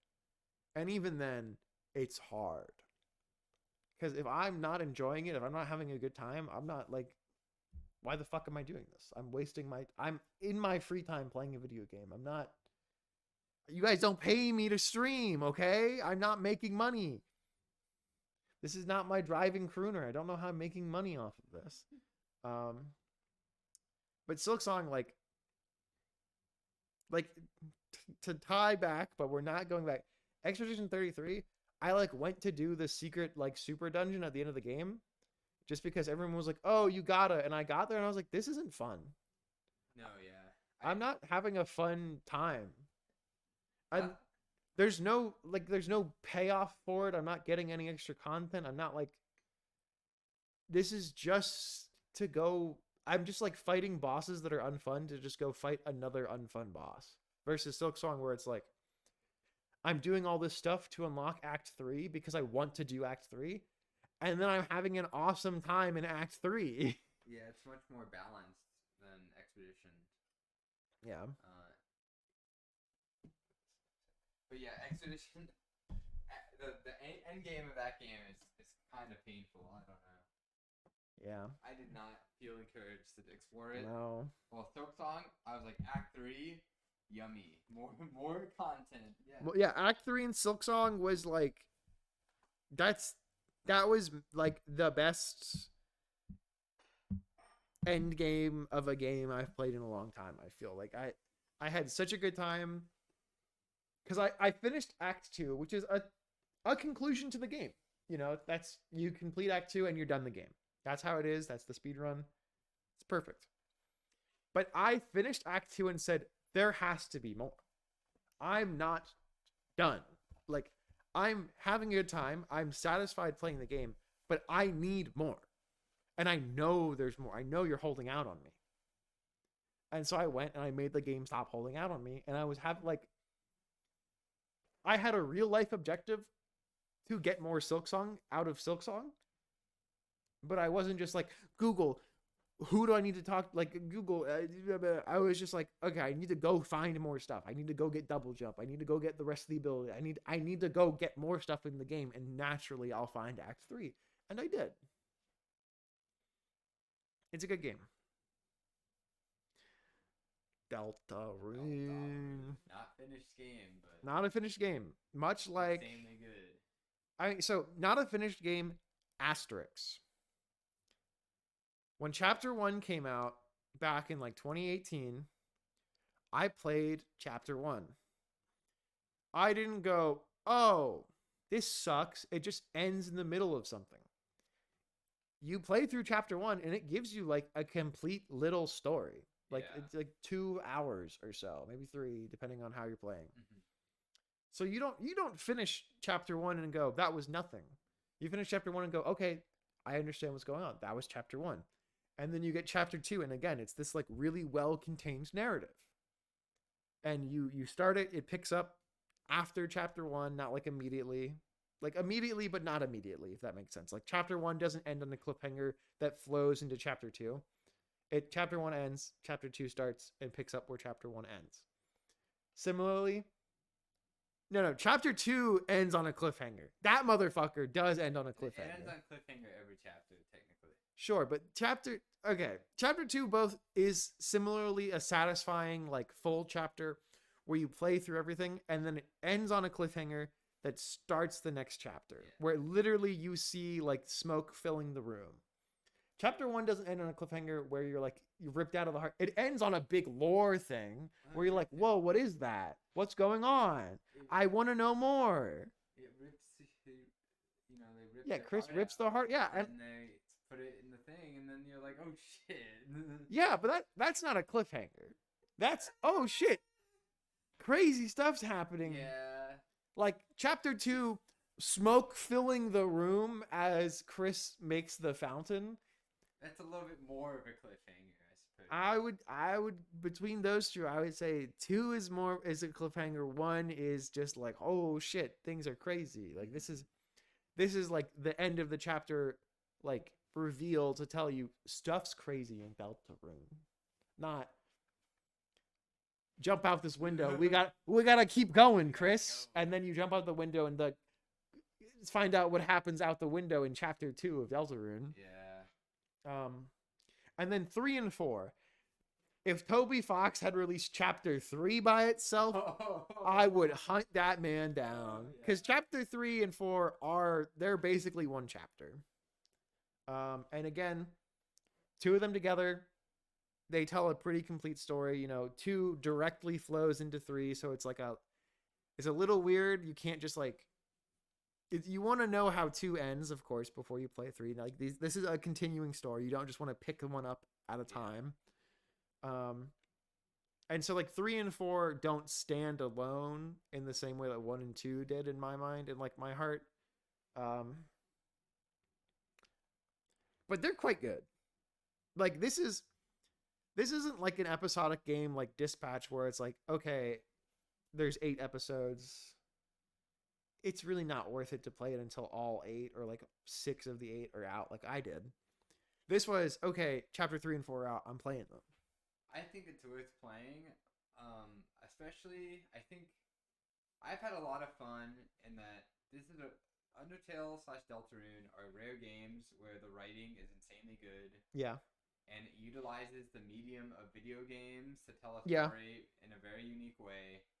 And I have been enjoying like being part of like the discourse and like seeing the theories and the community aspects of each of these chapter releases, because I think like they're not unfounded. It's grounded in like this is a really rich tapestry of a story, and everyone's like, oh my god, this could happen or this could happen or this. this is the like not analyzing not only like the surface level stuff, but also like trying to guess deeper themes and deeper payoffs of Mm-hmm. the narrative. And that is the one thing about chapter 4 is it's less contained than the other chapters. It opens the game up to like, oh, this is kind of working on stuff that's going to be part of the end game. Yes, like this is where we start seeing the whole prophecy for the most part. We start getting all of this more details about the prophecy, about Azrael, about like the fountains, the night, Yeah. what's going on around us, like this, the Christmas family and their involvement, like all of this stuff, and like what it means. Chapters to come. 4 more chapters. Probably to not. Come. I would guess there might even be like an extra chapter at the end. Like I Maybe. think there's announced four more. Also, it's a game with multiple routes. So yes, there isn't. Like I have played through the second route in only chapter like 1 and 2. Chapter 3 and 4 continue that route. It's called the Snowgrave route. It's called the weird route. The weird route now. They name drop it. They name drop it.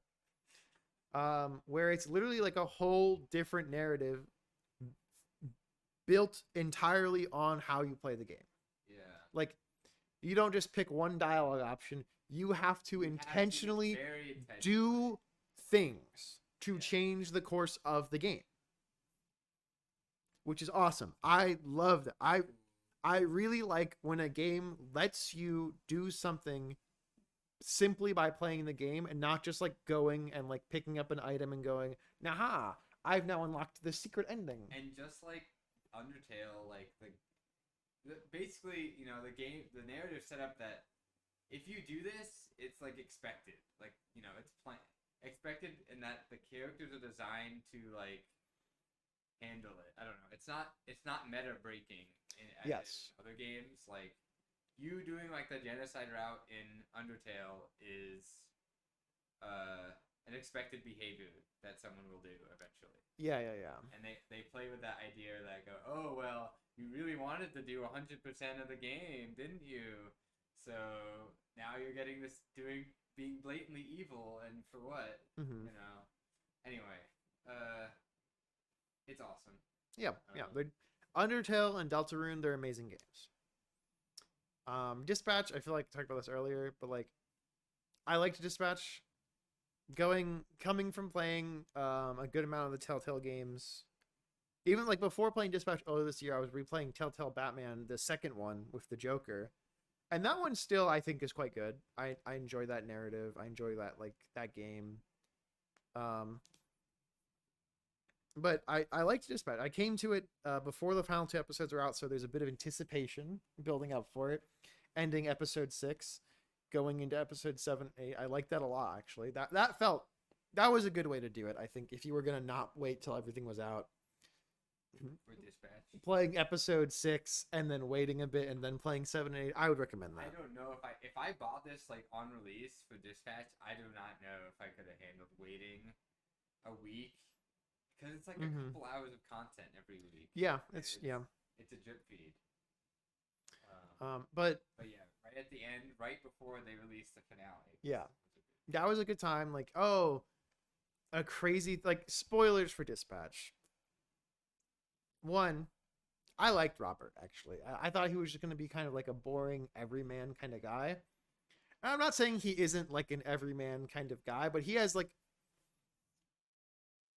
a rather distinct personality. Yeah. That is reflected with the choices you can make with him. You can't just make him radically different based off of whatever your whims are. You're guiding a character who is defined. You're not making a character and going through the story. And like I said multiple times, it has a quirky cast of characters. And an incredible cast of voice actors. I'm not gonna lie. Like, it's made in partnership with Critical Role, so of course all of the Critical Role people are in it. Veterans of the field. Makes perfect sense. They're all voice actors. And then they have Young Gravy and Thought Squad, both musicians, and they have songs from Thought Squad in the game, which I didn't realize till after the fact when I was like listening to some music, it came up on my recommended, and I was like, wait a second, I know that song from a video game.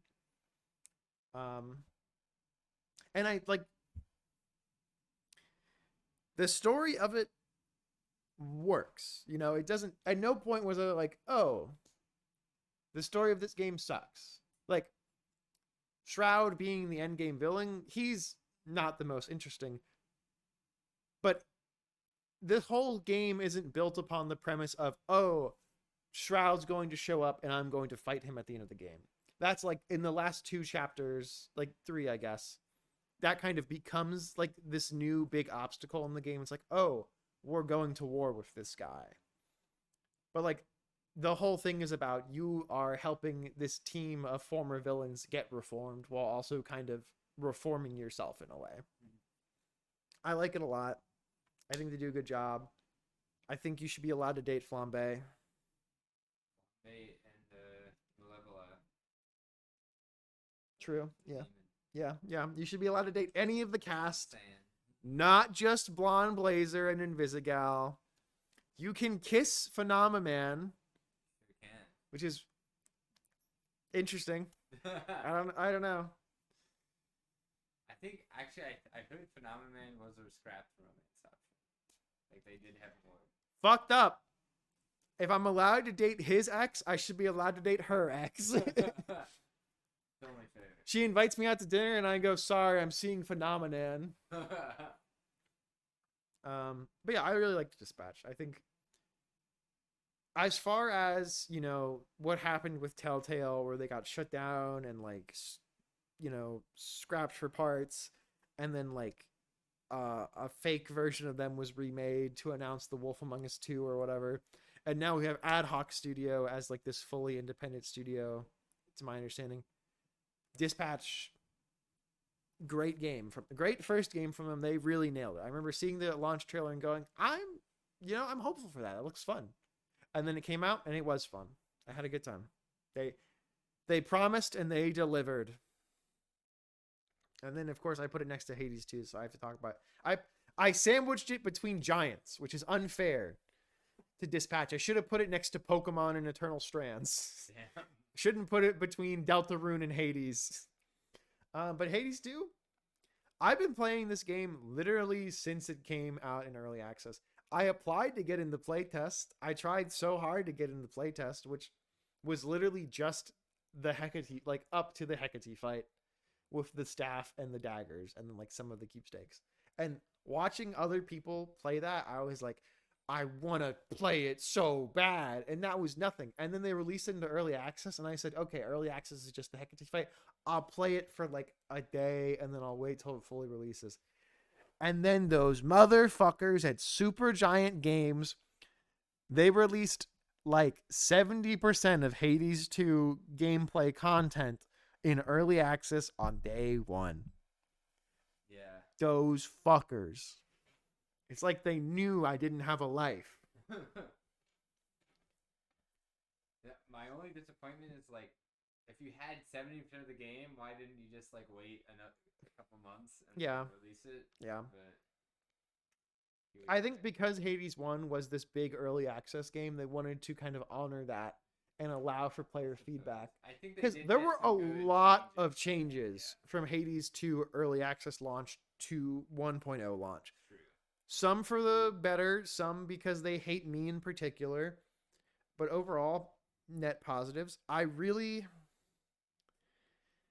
There's this like YouTube video I saw that I only saw the thumbnail of where it's like Hades 2 is a like regretful 10 out of 10 or like a difficult 10 out of 10. 10 out of 10. Where it's like it is like, and I feel like we were talking about this last night. Kind of poo-poo. Where gameplay wise, Hades 2, like before Hades 2 came out, I would say in terms of action roguelikes, Hades 1 is the definitive best one. Playing Hades 2 and then going back to Hades 1, Hades 1 sucks. Hades 2 is way better. Hades 2 is so good. It's crazy. It is like such an amazing game. I love playing it. I love everything about it. Asterix, not the story. The story leaves me in a place where I'm like, I don't know. Why did they do these things? Why did they make these choices they made? And it's hard. I get it. It's hard to make a video game, and it's hard to make a sequel to this phenomenal game that everybody in the world loved and have it be as good, if not better. And they tried. They shot for the moon, and like all of their boosters of good gameplay and good characters and all this other stuff, all of those propelled them so far. And then they were within arm's reach, and they got to the end and they said, we don't really know how to wrap up the story. Yeah. And that's okay. I forgive them for that, because the downside is that they released Hades 2, and it's this awesome fucking game that I love to play, and it's fucking sick. And if they hadn't released Hades 2 because they're like, we just don't know what to do with the story, so we're just not making a Hades 2, we're just scrapping it. Miserable, bad world, bad timeline, horrible. However, I'm always excited for what the next Supergiant games will be. Like, I remember the first time I played Transistor, after so many people I know were like, you haven't played Transistor, you should play Transistor, blah, blah. You should get on Transistor. I really loved Transistor. It was an awesome game. I hadn't played Bastion. I hadn't heard of Bastion. I didn't know of Supergiant Games. And then they announced Pyre, and a lot of my friends really liked Pyre, and I didn't play it. Sorry, Dr. Nefarious. We're doing the marathon. I'll play it eventually. And then they released Hades 1 in early access, and all my friends who liked Supergiant Games, I think you, Cristiano, and my college roommate both got in on in early access. Yeah. And so I saw some stuff for early access, like, oh, that looks fun. I just don't have any way to play it in early access right now. I don't have Steam. I won't take the stolen valor of being a Supergiant Games OG. Certainly. I was a Hades one. Love it. Certainly. There you go. When that game fully launched and was available on Nintendo Switch, I bought it day one, and I have, like, between Switch and Steam, like, I don't know, 300 hours or so in it, maybe less. I don't know. I have a lot of time in Hades 1. Like, just, I did start speedrunning it eventually, but I just played it casually so much. I just had such a good time playing. Yeah.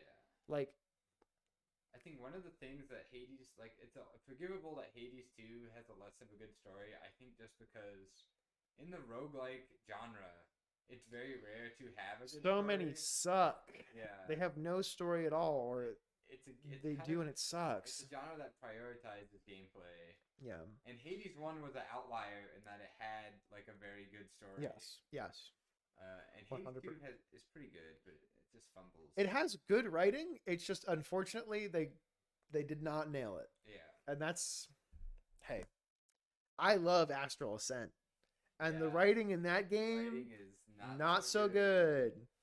However, I backed it on Kickstarter, and I have like 100 some hours in it. I love that game. It's really fun to play. I love speedrunning it. It's fun. Now, big heavy hitter, Blueprints. Now, I have to admit, I'm a fake fan. I only sunk like 60 hours in Blueprints. I did not get the like post end game stuff. I got to the final room, and then I started solving the glyphs, but I did not solve all the glyphs because I'm a fake fan. Yeah, the glyphs are hard. But I did solve the. I had to look up a couple glyphs. I like naturally solved like 2 glyphs, and then the other glyphs it was like, oh, you didn't draft the schoolroom and write down all the information from that fucking room. Good luck solving this goddamn glyph. I remember I was streaming like around the launch of Blueprints, and Christian came in chat and said, "You're not playing the mythic spoiler game Blueprints. What are you, a fake fan?" Yeah. And I was like, "Huh?" And I looked it up, and I bought it, and I streamed it the next day, and then I came downstairs and I bought it on my PlayStation, and me and my roommate were playing through it, having an amazing fucking time. It is so good. It is like,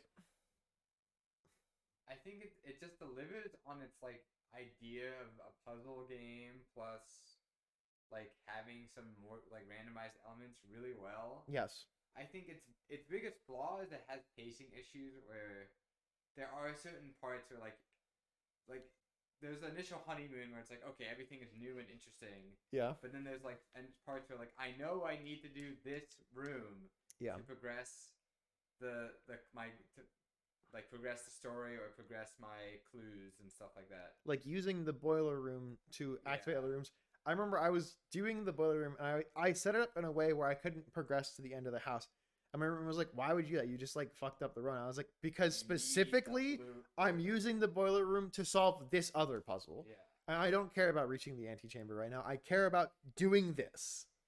And I think that's where it it's its greatest strength and weakness that it has these randomized elements. And I think it makes it like compared to other puzzle games, it makes it like a more playable gameplay game of having these randomized rooms and having the Yeah. initial goal of like optimizing your route and getting to the ends Mm-hmm. of the house. Um, and it that like helps dovetail into now you're engaged with the gameplay and you're now engaged with the mystery too because the Yes. mystery is omnipresent throughout the house. Yes. And for me, also, I feel like the puzzle difficulty was just enough that me as like a big Dumbo guy who's terrible at these high level puzzle games was able to solve most things naturally besides like the glyphs at the very Mm-hmm. end. Mm-hmm. And and yet there's still content. There's content I haven't even engaged with that is like the enthusiast level puzzles that are like really hard to solve and really incorporate all your clues. But I still feel satisfied getting like the couple like credits rolls that I did. So Certainly, like seeing the speedrun.com page, and they have like endings that I've never heard of on there, and I'm like, I want to go back. I want to get, if I could just have one extra full month next year, just a full month where I have to do nothing else in my life but just play blueprints. I would do that. I mean part of the message when you get the secret ending, which I looked up, I didn't actually do. Wow. But kind of part of the idea is that like life is a mystery and that you this sounds really cheesy, but it's good, I swear. It's like life is a mystery and life is more fun if you're looking at it with the relish that like you're trying to solve something and attain a goal. Mm-hmm. And that you know being able to stop and enjoy what you've solved up to that point and know that there's still stuff out there Yes. is Yeah. part of the like fantasy of like a mysterious world. Yeah. I know that's very like, hyperbolic, No, but no. There's like a lot of things that touch on this concept, like for you anime fans out there, and Hunter x Hunter, Gon's father Ging, he yeah, talks about how the most excited times in his life are, it's not as he's getting to the end of his adventure, it's when he's seeking the next thing and when he turns to his comrades yeah, at the end of the journey and you can say, we did it. Like, he doesn't care that he's attained this thing. He likes to attain it with someone else so that they can together, have this thing between them. yeah. And then he loves to look to the next thing. So that and within blueprints, there's different layers of satisfaction. Like you can Yes. get to the final room, claim your inheritance, bam, that's an ending. Yeah. It's perfectly fine. And then in that like ending, it shows you more of the Yeah. like you see this like cutscene, which like the game has very few cutscenes. It's like Yeah, you get to it's a big learn moment. more lore, and you're like, oh, something's going on. And then after that, there's like the game of figuring out, making the lore connections and doing these glyphs and like learning about this world beyond this mansion. Yeah. And then there's like I'm pretty sure that's a credits roll for that type ending. And then there's Yep. a little bit more with like learning specifically like about the Blue Prince's family and stuff like that. And like there's some intrigue and mysteries there.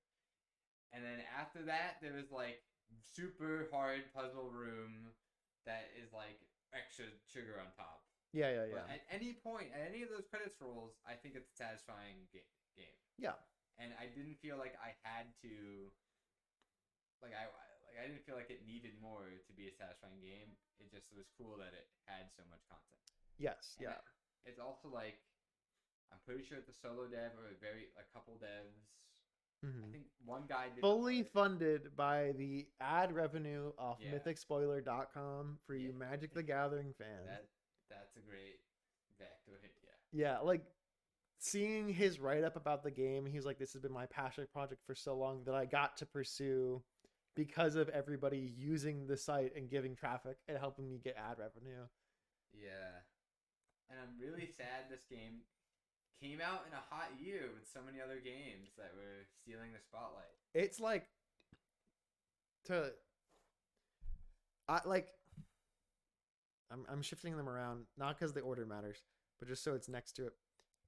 Eternal Strands came out at the top of the year. It was the first new game I played this year, and I think I touched on this earlier. I had a great time playing it. It was like it's from like a former BioWare like head writer, and so the writing is quite strong. Like the characters, the story, it's good. I had a great time. Like the mystery of this world, the setting, just like the like the little conversations with them. I was like, wow, nothing at no point, and I'm like, oh, this is just like nothing. Like this is just like padded dialogue, just to like make me feel like I'm just accomplishing something just to fill space. Like either the characters have something to say to you that's meaningful, or they have like there's like a side thing they're doing Yeah. that you can like kind of track their discussion. Um, the gameplay is fairly unpolished because it's their first game with this new studio. But even unpolished, it's fun. Mm-hmm. Like you get these, like I want to say either 9 or 12 magic powers based around these elements, and you use them to fight giant monsters to gain more magic powers and upgrade your magic powers. And then you also get like your weapons that you can upgrade and imbue with magic that then get different effects. Like I was using this great sword with gravity magic that just like becomes a slingshot for you, where you just like launch yourself in the air and then you can like do it again and again as long as you have like the ability to charge and like stamina. And so traversing the world is like really fun. And fighting the little enemies, there's like interesting things you can do to adjust what items they drop and get different resources by like killing them with fire or killing them with ice. Or you can do what I did most of the time, which is I would pick one up and smash him into the other one using gravity magic like a fucking doll. And then you get to like the actual like the big boss fights, these like titan monsters, and some of them are like big constructs that you like rip apart to expose their weak points, and then some are like big like lizards or like freaky hairy monsters and shit that you're like you have to break off their like natural armor or destroy like these crystals on them and stuff. Or the dragon was the one that gave me the most difficulty because I didn't understand, because to rip out its like magic heart you had to be on it while it was flying, but it would do a barrel roll to throw you off. But you could destroy its wings Oh. to stop it from like doing that. But you had to like there was a sweet spot. Like you could destroy its wings to stop it from flying at all, which then meant you couldn't get its magic heart. Or you could just like partially destroy its wings to really mess up its mobility, but it could still fly away from you. That's cool. Yeah, so there were like a lot of like little details where it's like, wow,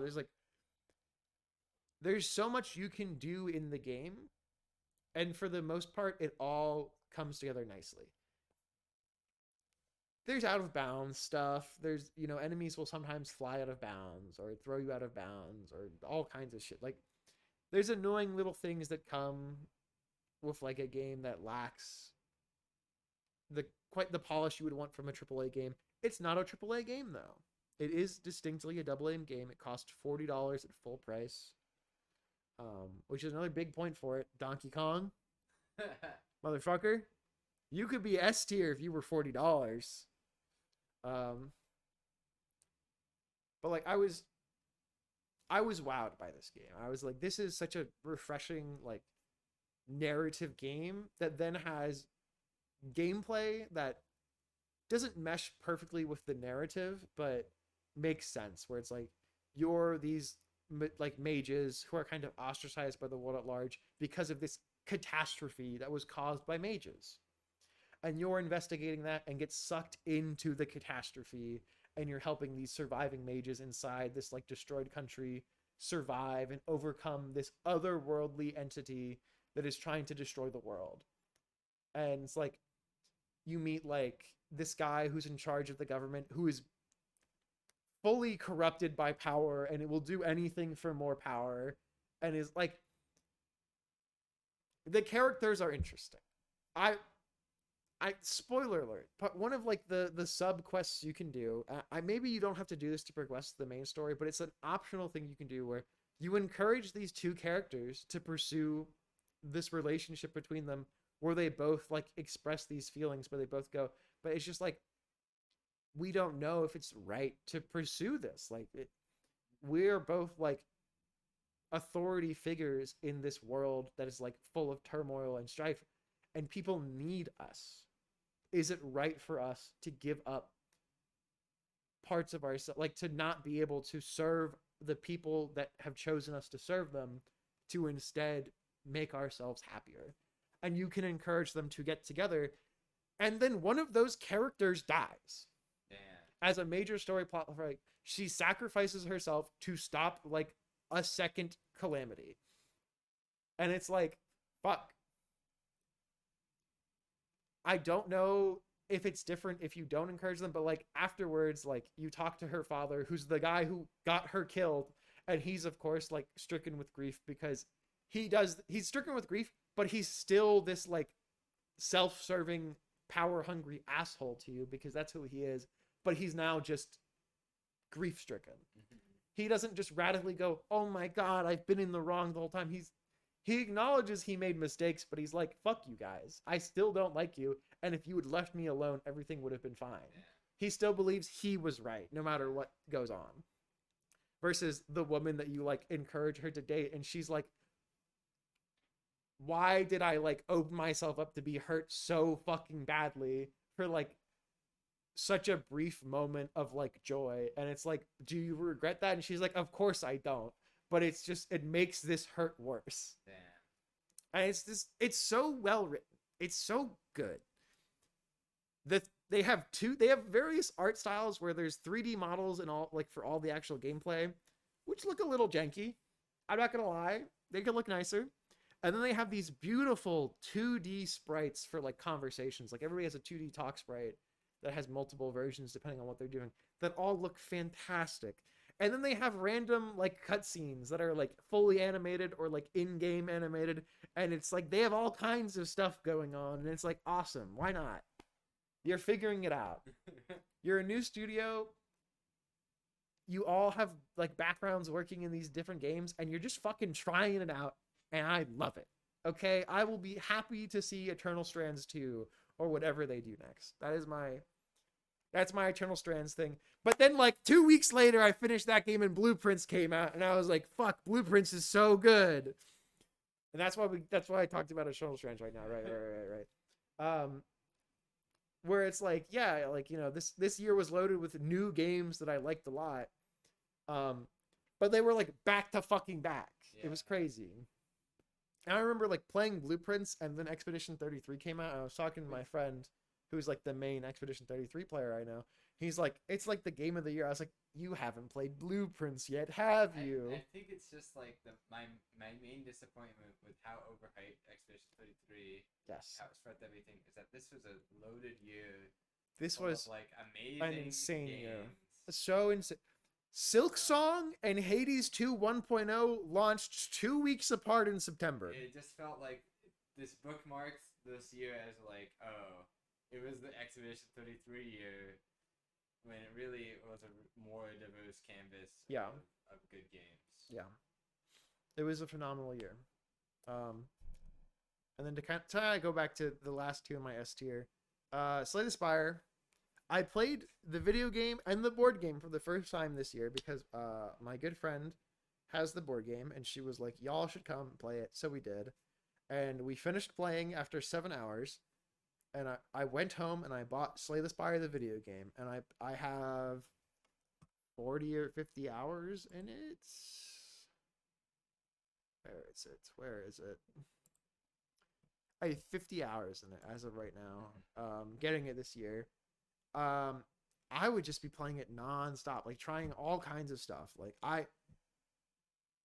everybody I've ever known who's played this game is like, you would like Slay the Spire. And every time I go, yeah, maybe I just don't have time to play it. And I sat my ass down and made time. Okay, it's phenomenal. Any good thing you've heard about it, they're probably underselling it. If you get a chance to play the board Yeah. game, play the board game. It's really fun. It's really cool. It's great. It's crazy making a like single player roguelike video game into a up to 4 player multiplayer roguelike board game. And they did it. Yeah, the way I describe Slay the Spire is it is a deck building roguelike to perfection. It is Yes. perfected. Like the gameplay is really well honed, Yeah. and it feels really satisfying. And like stuff is difficult, but doable. There's high points of deck building where it's like, okay, I've successfully done my build and I'm like winning and I'm doing my thing, and there's deep strategy of like, oh, what cards do I add? Should I add a card? That kind of thing. Mm-hmm. Uh, like I was saying before, the story. There's no story. There's no story in There's Slay the barely a Spire. story. It's like Unfortunately. it's a token story of just you're going up the spire and you're gonna Fight slay. fight some guys. And I guess there's a deep heart or something also, but It's the heart of the spire. You gotta kill it yeah. to kill the spire. Yeah. But it's a non-story. But the gameplay is perfection. So Yes. if you know you like roguelikes, then do yourself a favor and play this game. 100%. Uh, 100% agree. I'm very excited for the sequel coming out next year. Yeah, it launches in early access in like a month or two. Yeah. Um, and then finally, the card that got my Digimon fan card revoked, Pokemon Legends EA. It launched right around the same time as Digimon Storytime Stranger, and despite my out and proud love of Digimon, instead of buying Digimon Storytime Stranger, I bought Pokemon Legends ZA first. And the Digimon fan club kicked my door down, beat the shit out of me, and took my Digimons away from me. It was rough. It was a dark time. I was comforted by Totodile, my best friend Totodile. Uh,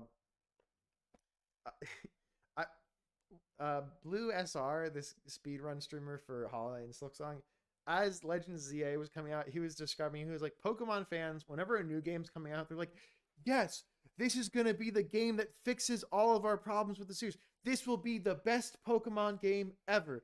And then it releases and they go, this game sucks. Which is true. That's what a lot of Pokemon fans do. For me, Legends ZA, I really liked Legends Arceus. There were, flaws with it, of course, much like every Pokemon game. There's flaws with them. I liked this game a lot, ZA. It had a more competent story than, 95% of all Pokemon games, which isn't hard. It's not hard to do that. It has such a strange cast of quirky characters, which, if you've told by this year, gets you some bonus points. If your game has a cast of quirky characters, it gets you bonus points. And most of all, most importantly, it's got my Pokemon friends in it. Yeah. I like Pokemon. You got me. I was born with a Game Boy Color in my hands and a copy of Pokemon Blue. You got my ass, Nintendo and Game Freak. We can get the gripes out of the way. There's no voice acting. There may never be voice acting in Pokemon games. I don't care. You can't ride the Pokemon. I didn't think about that until Digimon let you ride the Digimon. Whatever. You're stuck in France. Fuck. What am I gonna do about that? Whatever. I can't change the world, but I can at least I can vibe with the French people, I guess, this time. But like, there's like this dual story of Pokemon are going and mega evolving on their own and like becoming these dangerous wild Pokemon that are out of control. And also, you are in this like Pokemon battling team trying to reach the highest tier of this Pokemon battling rank, which like they kind of go hand in hand, because the people putting on this Pokemon battling rank are doing so to help AZ, the guy from Pokemon XY, the 3,000-year-old 20-foot tall man. He wants to stop rogue Pokemon Rogue Mega Evolution to save Pokemon from it. And to do so, he is seeking the strongest Mega Evolution user. Okay. And so, partnering with him, this company who's in charge of redesigning the city to incorporate these Pokemon Wild Zones are putting on this Legends ZA Royale where you can climb the ranks from Z all the way to A. Now, the game kind of cops out, and you get to skip from like rank W to rank F. Whatever. I was doing just fine climbing the ranks normally. Fucker. But doing so, you encounter like these other like Pokemon groups where it's like, oh, the gang in the team are the Rust Syndicate, where they're loan sharks. They're the mafia, but they're like the good-hearted yakuza. Okay. The spiritual yakuza that are good for the country or whatever. Yeah. There's this crazy martial arts group where like the leader is like, I believe Pokemon and people should battle each other. Let me fight Snorlax. He's a funny guy. There's this girl who's a streamer, and her like grandpa is like, everybody should be my granddaughter's fan. So he's like, his construction company is her like original fan group, and so they're a gang, but also her like streamer fan base are like an offshoot of that gang. There's former members of Team Flare, the villains of Pokemon X and Y. They're like the remnants of it who are kind of suffering the legacy of being part of the group that tried to end all life on Earth. Yeah, whoopsie. And so you're just like, you're in Paris, you're in Pokemon Paris, dealing with all these kind of like strange groups, while also like an impending disaster is happening that very few people know about. And it builds to this really cool end sequence where everybody comes together and it's like, okay, everybody, shut the fuck up and help, or the world, like, we're all going to die. And so it's like, actually, it builds this like cool narrative using this quirky cast of characters. It worked out. And also my friend Totodile is there. Yeah. And they gave him a Mega Evolution. And yeah, it looks a little silly, but I don't care. Okay? I don't care. He's my friend Totodile. Talk to me when Typhlosion gets a Mega Evolution. That one better look cool. But that's all. I think the main complaints about Pokemon, in general, the recent games, is that it is such a franchise with so much money and Yes. so many fans, and they keep releasing like good. I think most people consider them good games. They're just like not that amazing for the scope. Yes, they're certainly. they're definitely not. They don't feel like a AAA polished game. Like, I believe Game Freak has the capacity and ability and money Yeah. to put out like this show-stopping, jaw-dropping Pokemon game. However, it's got to go on the Nintendo Switch. Yeah. And then, additionally, they recently released the Mega Dimensions DLC. That was in November, I want to say, like end of November. Or no, it was start of December, December 10th. And that DLC, it was day one DLC. What a fucking Pokemon That's launched with day one DLC you could buy that did not come out day one. That kind of made me mad.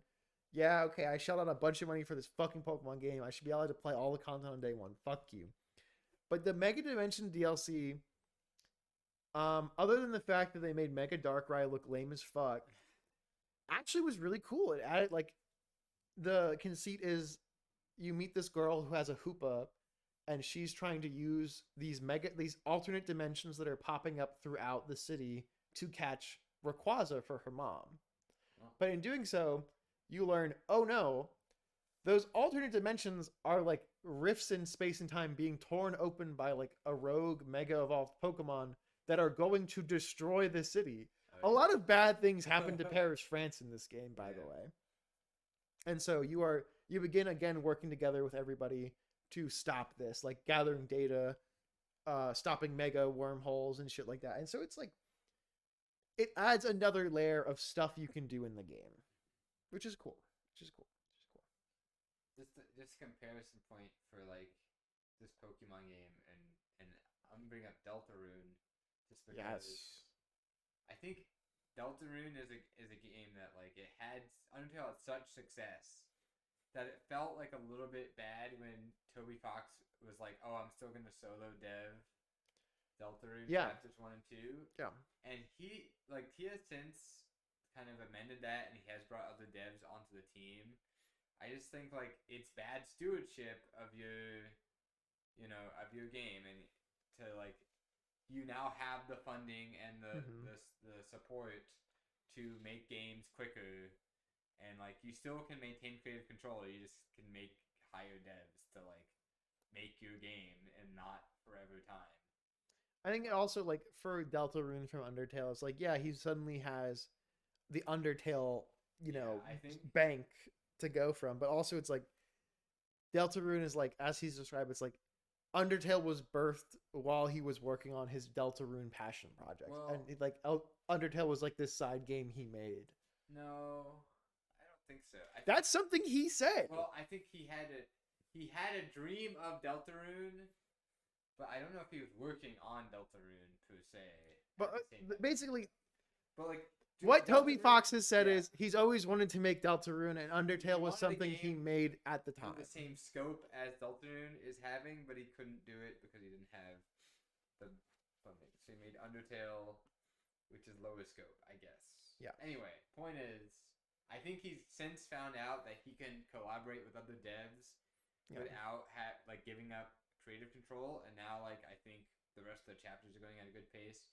But that's like I'm comparing this back to Pokemon because like they have that to the umpteenth degree, and they are not like bringing in more developers and like fleshing out all these parts of the game Yeah. when they could have the most beautiful looking like crazy open world Pokemon game ever, but instead we get like it's a good game, but it's not like as much as it could be with I the think proper support. something actually crazy about ZA made me go, actually, they should make Pokemon games smaller. No more of this fucking Should. giant open world bullshit. And even their small scope games are like Sword and Shield. I think people had a lackluster. Sword and Shield was also it had the giant wild area. Yeah, but Like that wasn't like the main part of the game, really. it kind of was. It like I disagree. Scarlet Violet being this literal giant open world that they optimized poorly. That was I crazy. never play. I didn't play Scarlet. It was a fun game. It's just they did some crazy choices in Scarlet and Violet, and then in this one, it's like just it one. Okay, before anyone says this, Legends ZA is also on the Nintendo Switch, so you don't have to pay an extra $450 to play it. So like that's why it's allowed to be an S tier and Donkey Kong isn't. If Donkey Kong released on the Switch 1, we would be living in a better world. Donkey Kong is my friend now, and he should be everybody's friend. Save the world. Donkey Kong could do that. He could unite us. But yeah, I like Pokemon ZA. I know they have a better game that they could make at Game Freak, and they just don't want to. Yeah, I get it. Whatever. I don't care. I think they're just like they are pressured to release game after game, but like they don't expand their team very much. Yeah, like it seems like they have their mainline team, and they have their like now they have like the remake team, and they Yeah. now have like the Legends team. So it's like either delay your release enough and hone a good game, or like get the scope so you can make a game on timeline that is like satisfying.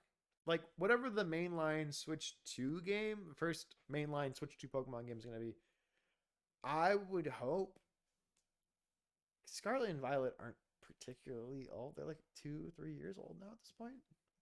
I don't remember. I couldn't tell you. Because they're also on the Switch 1.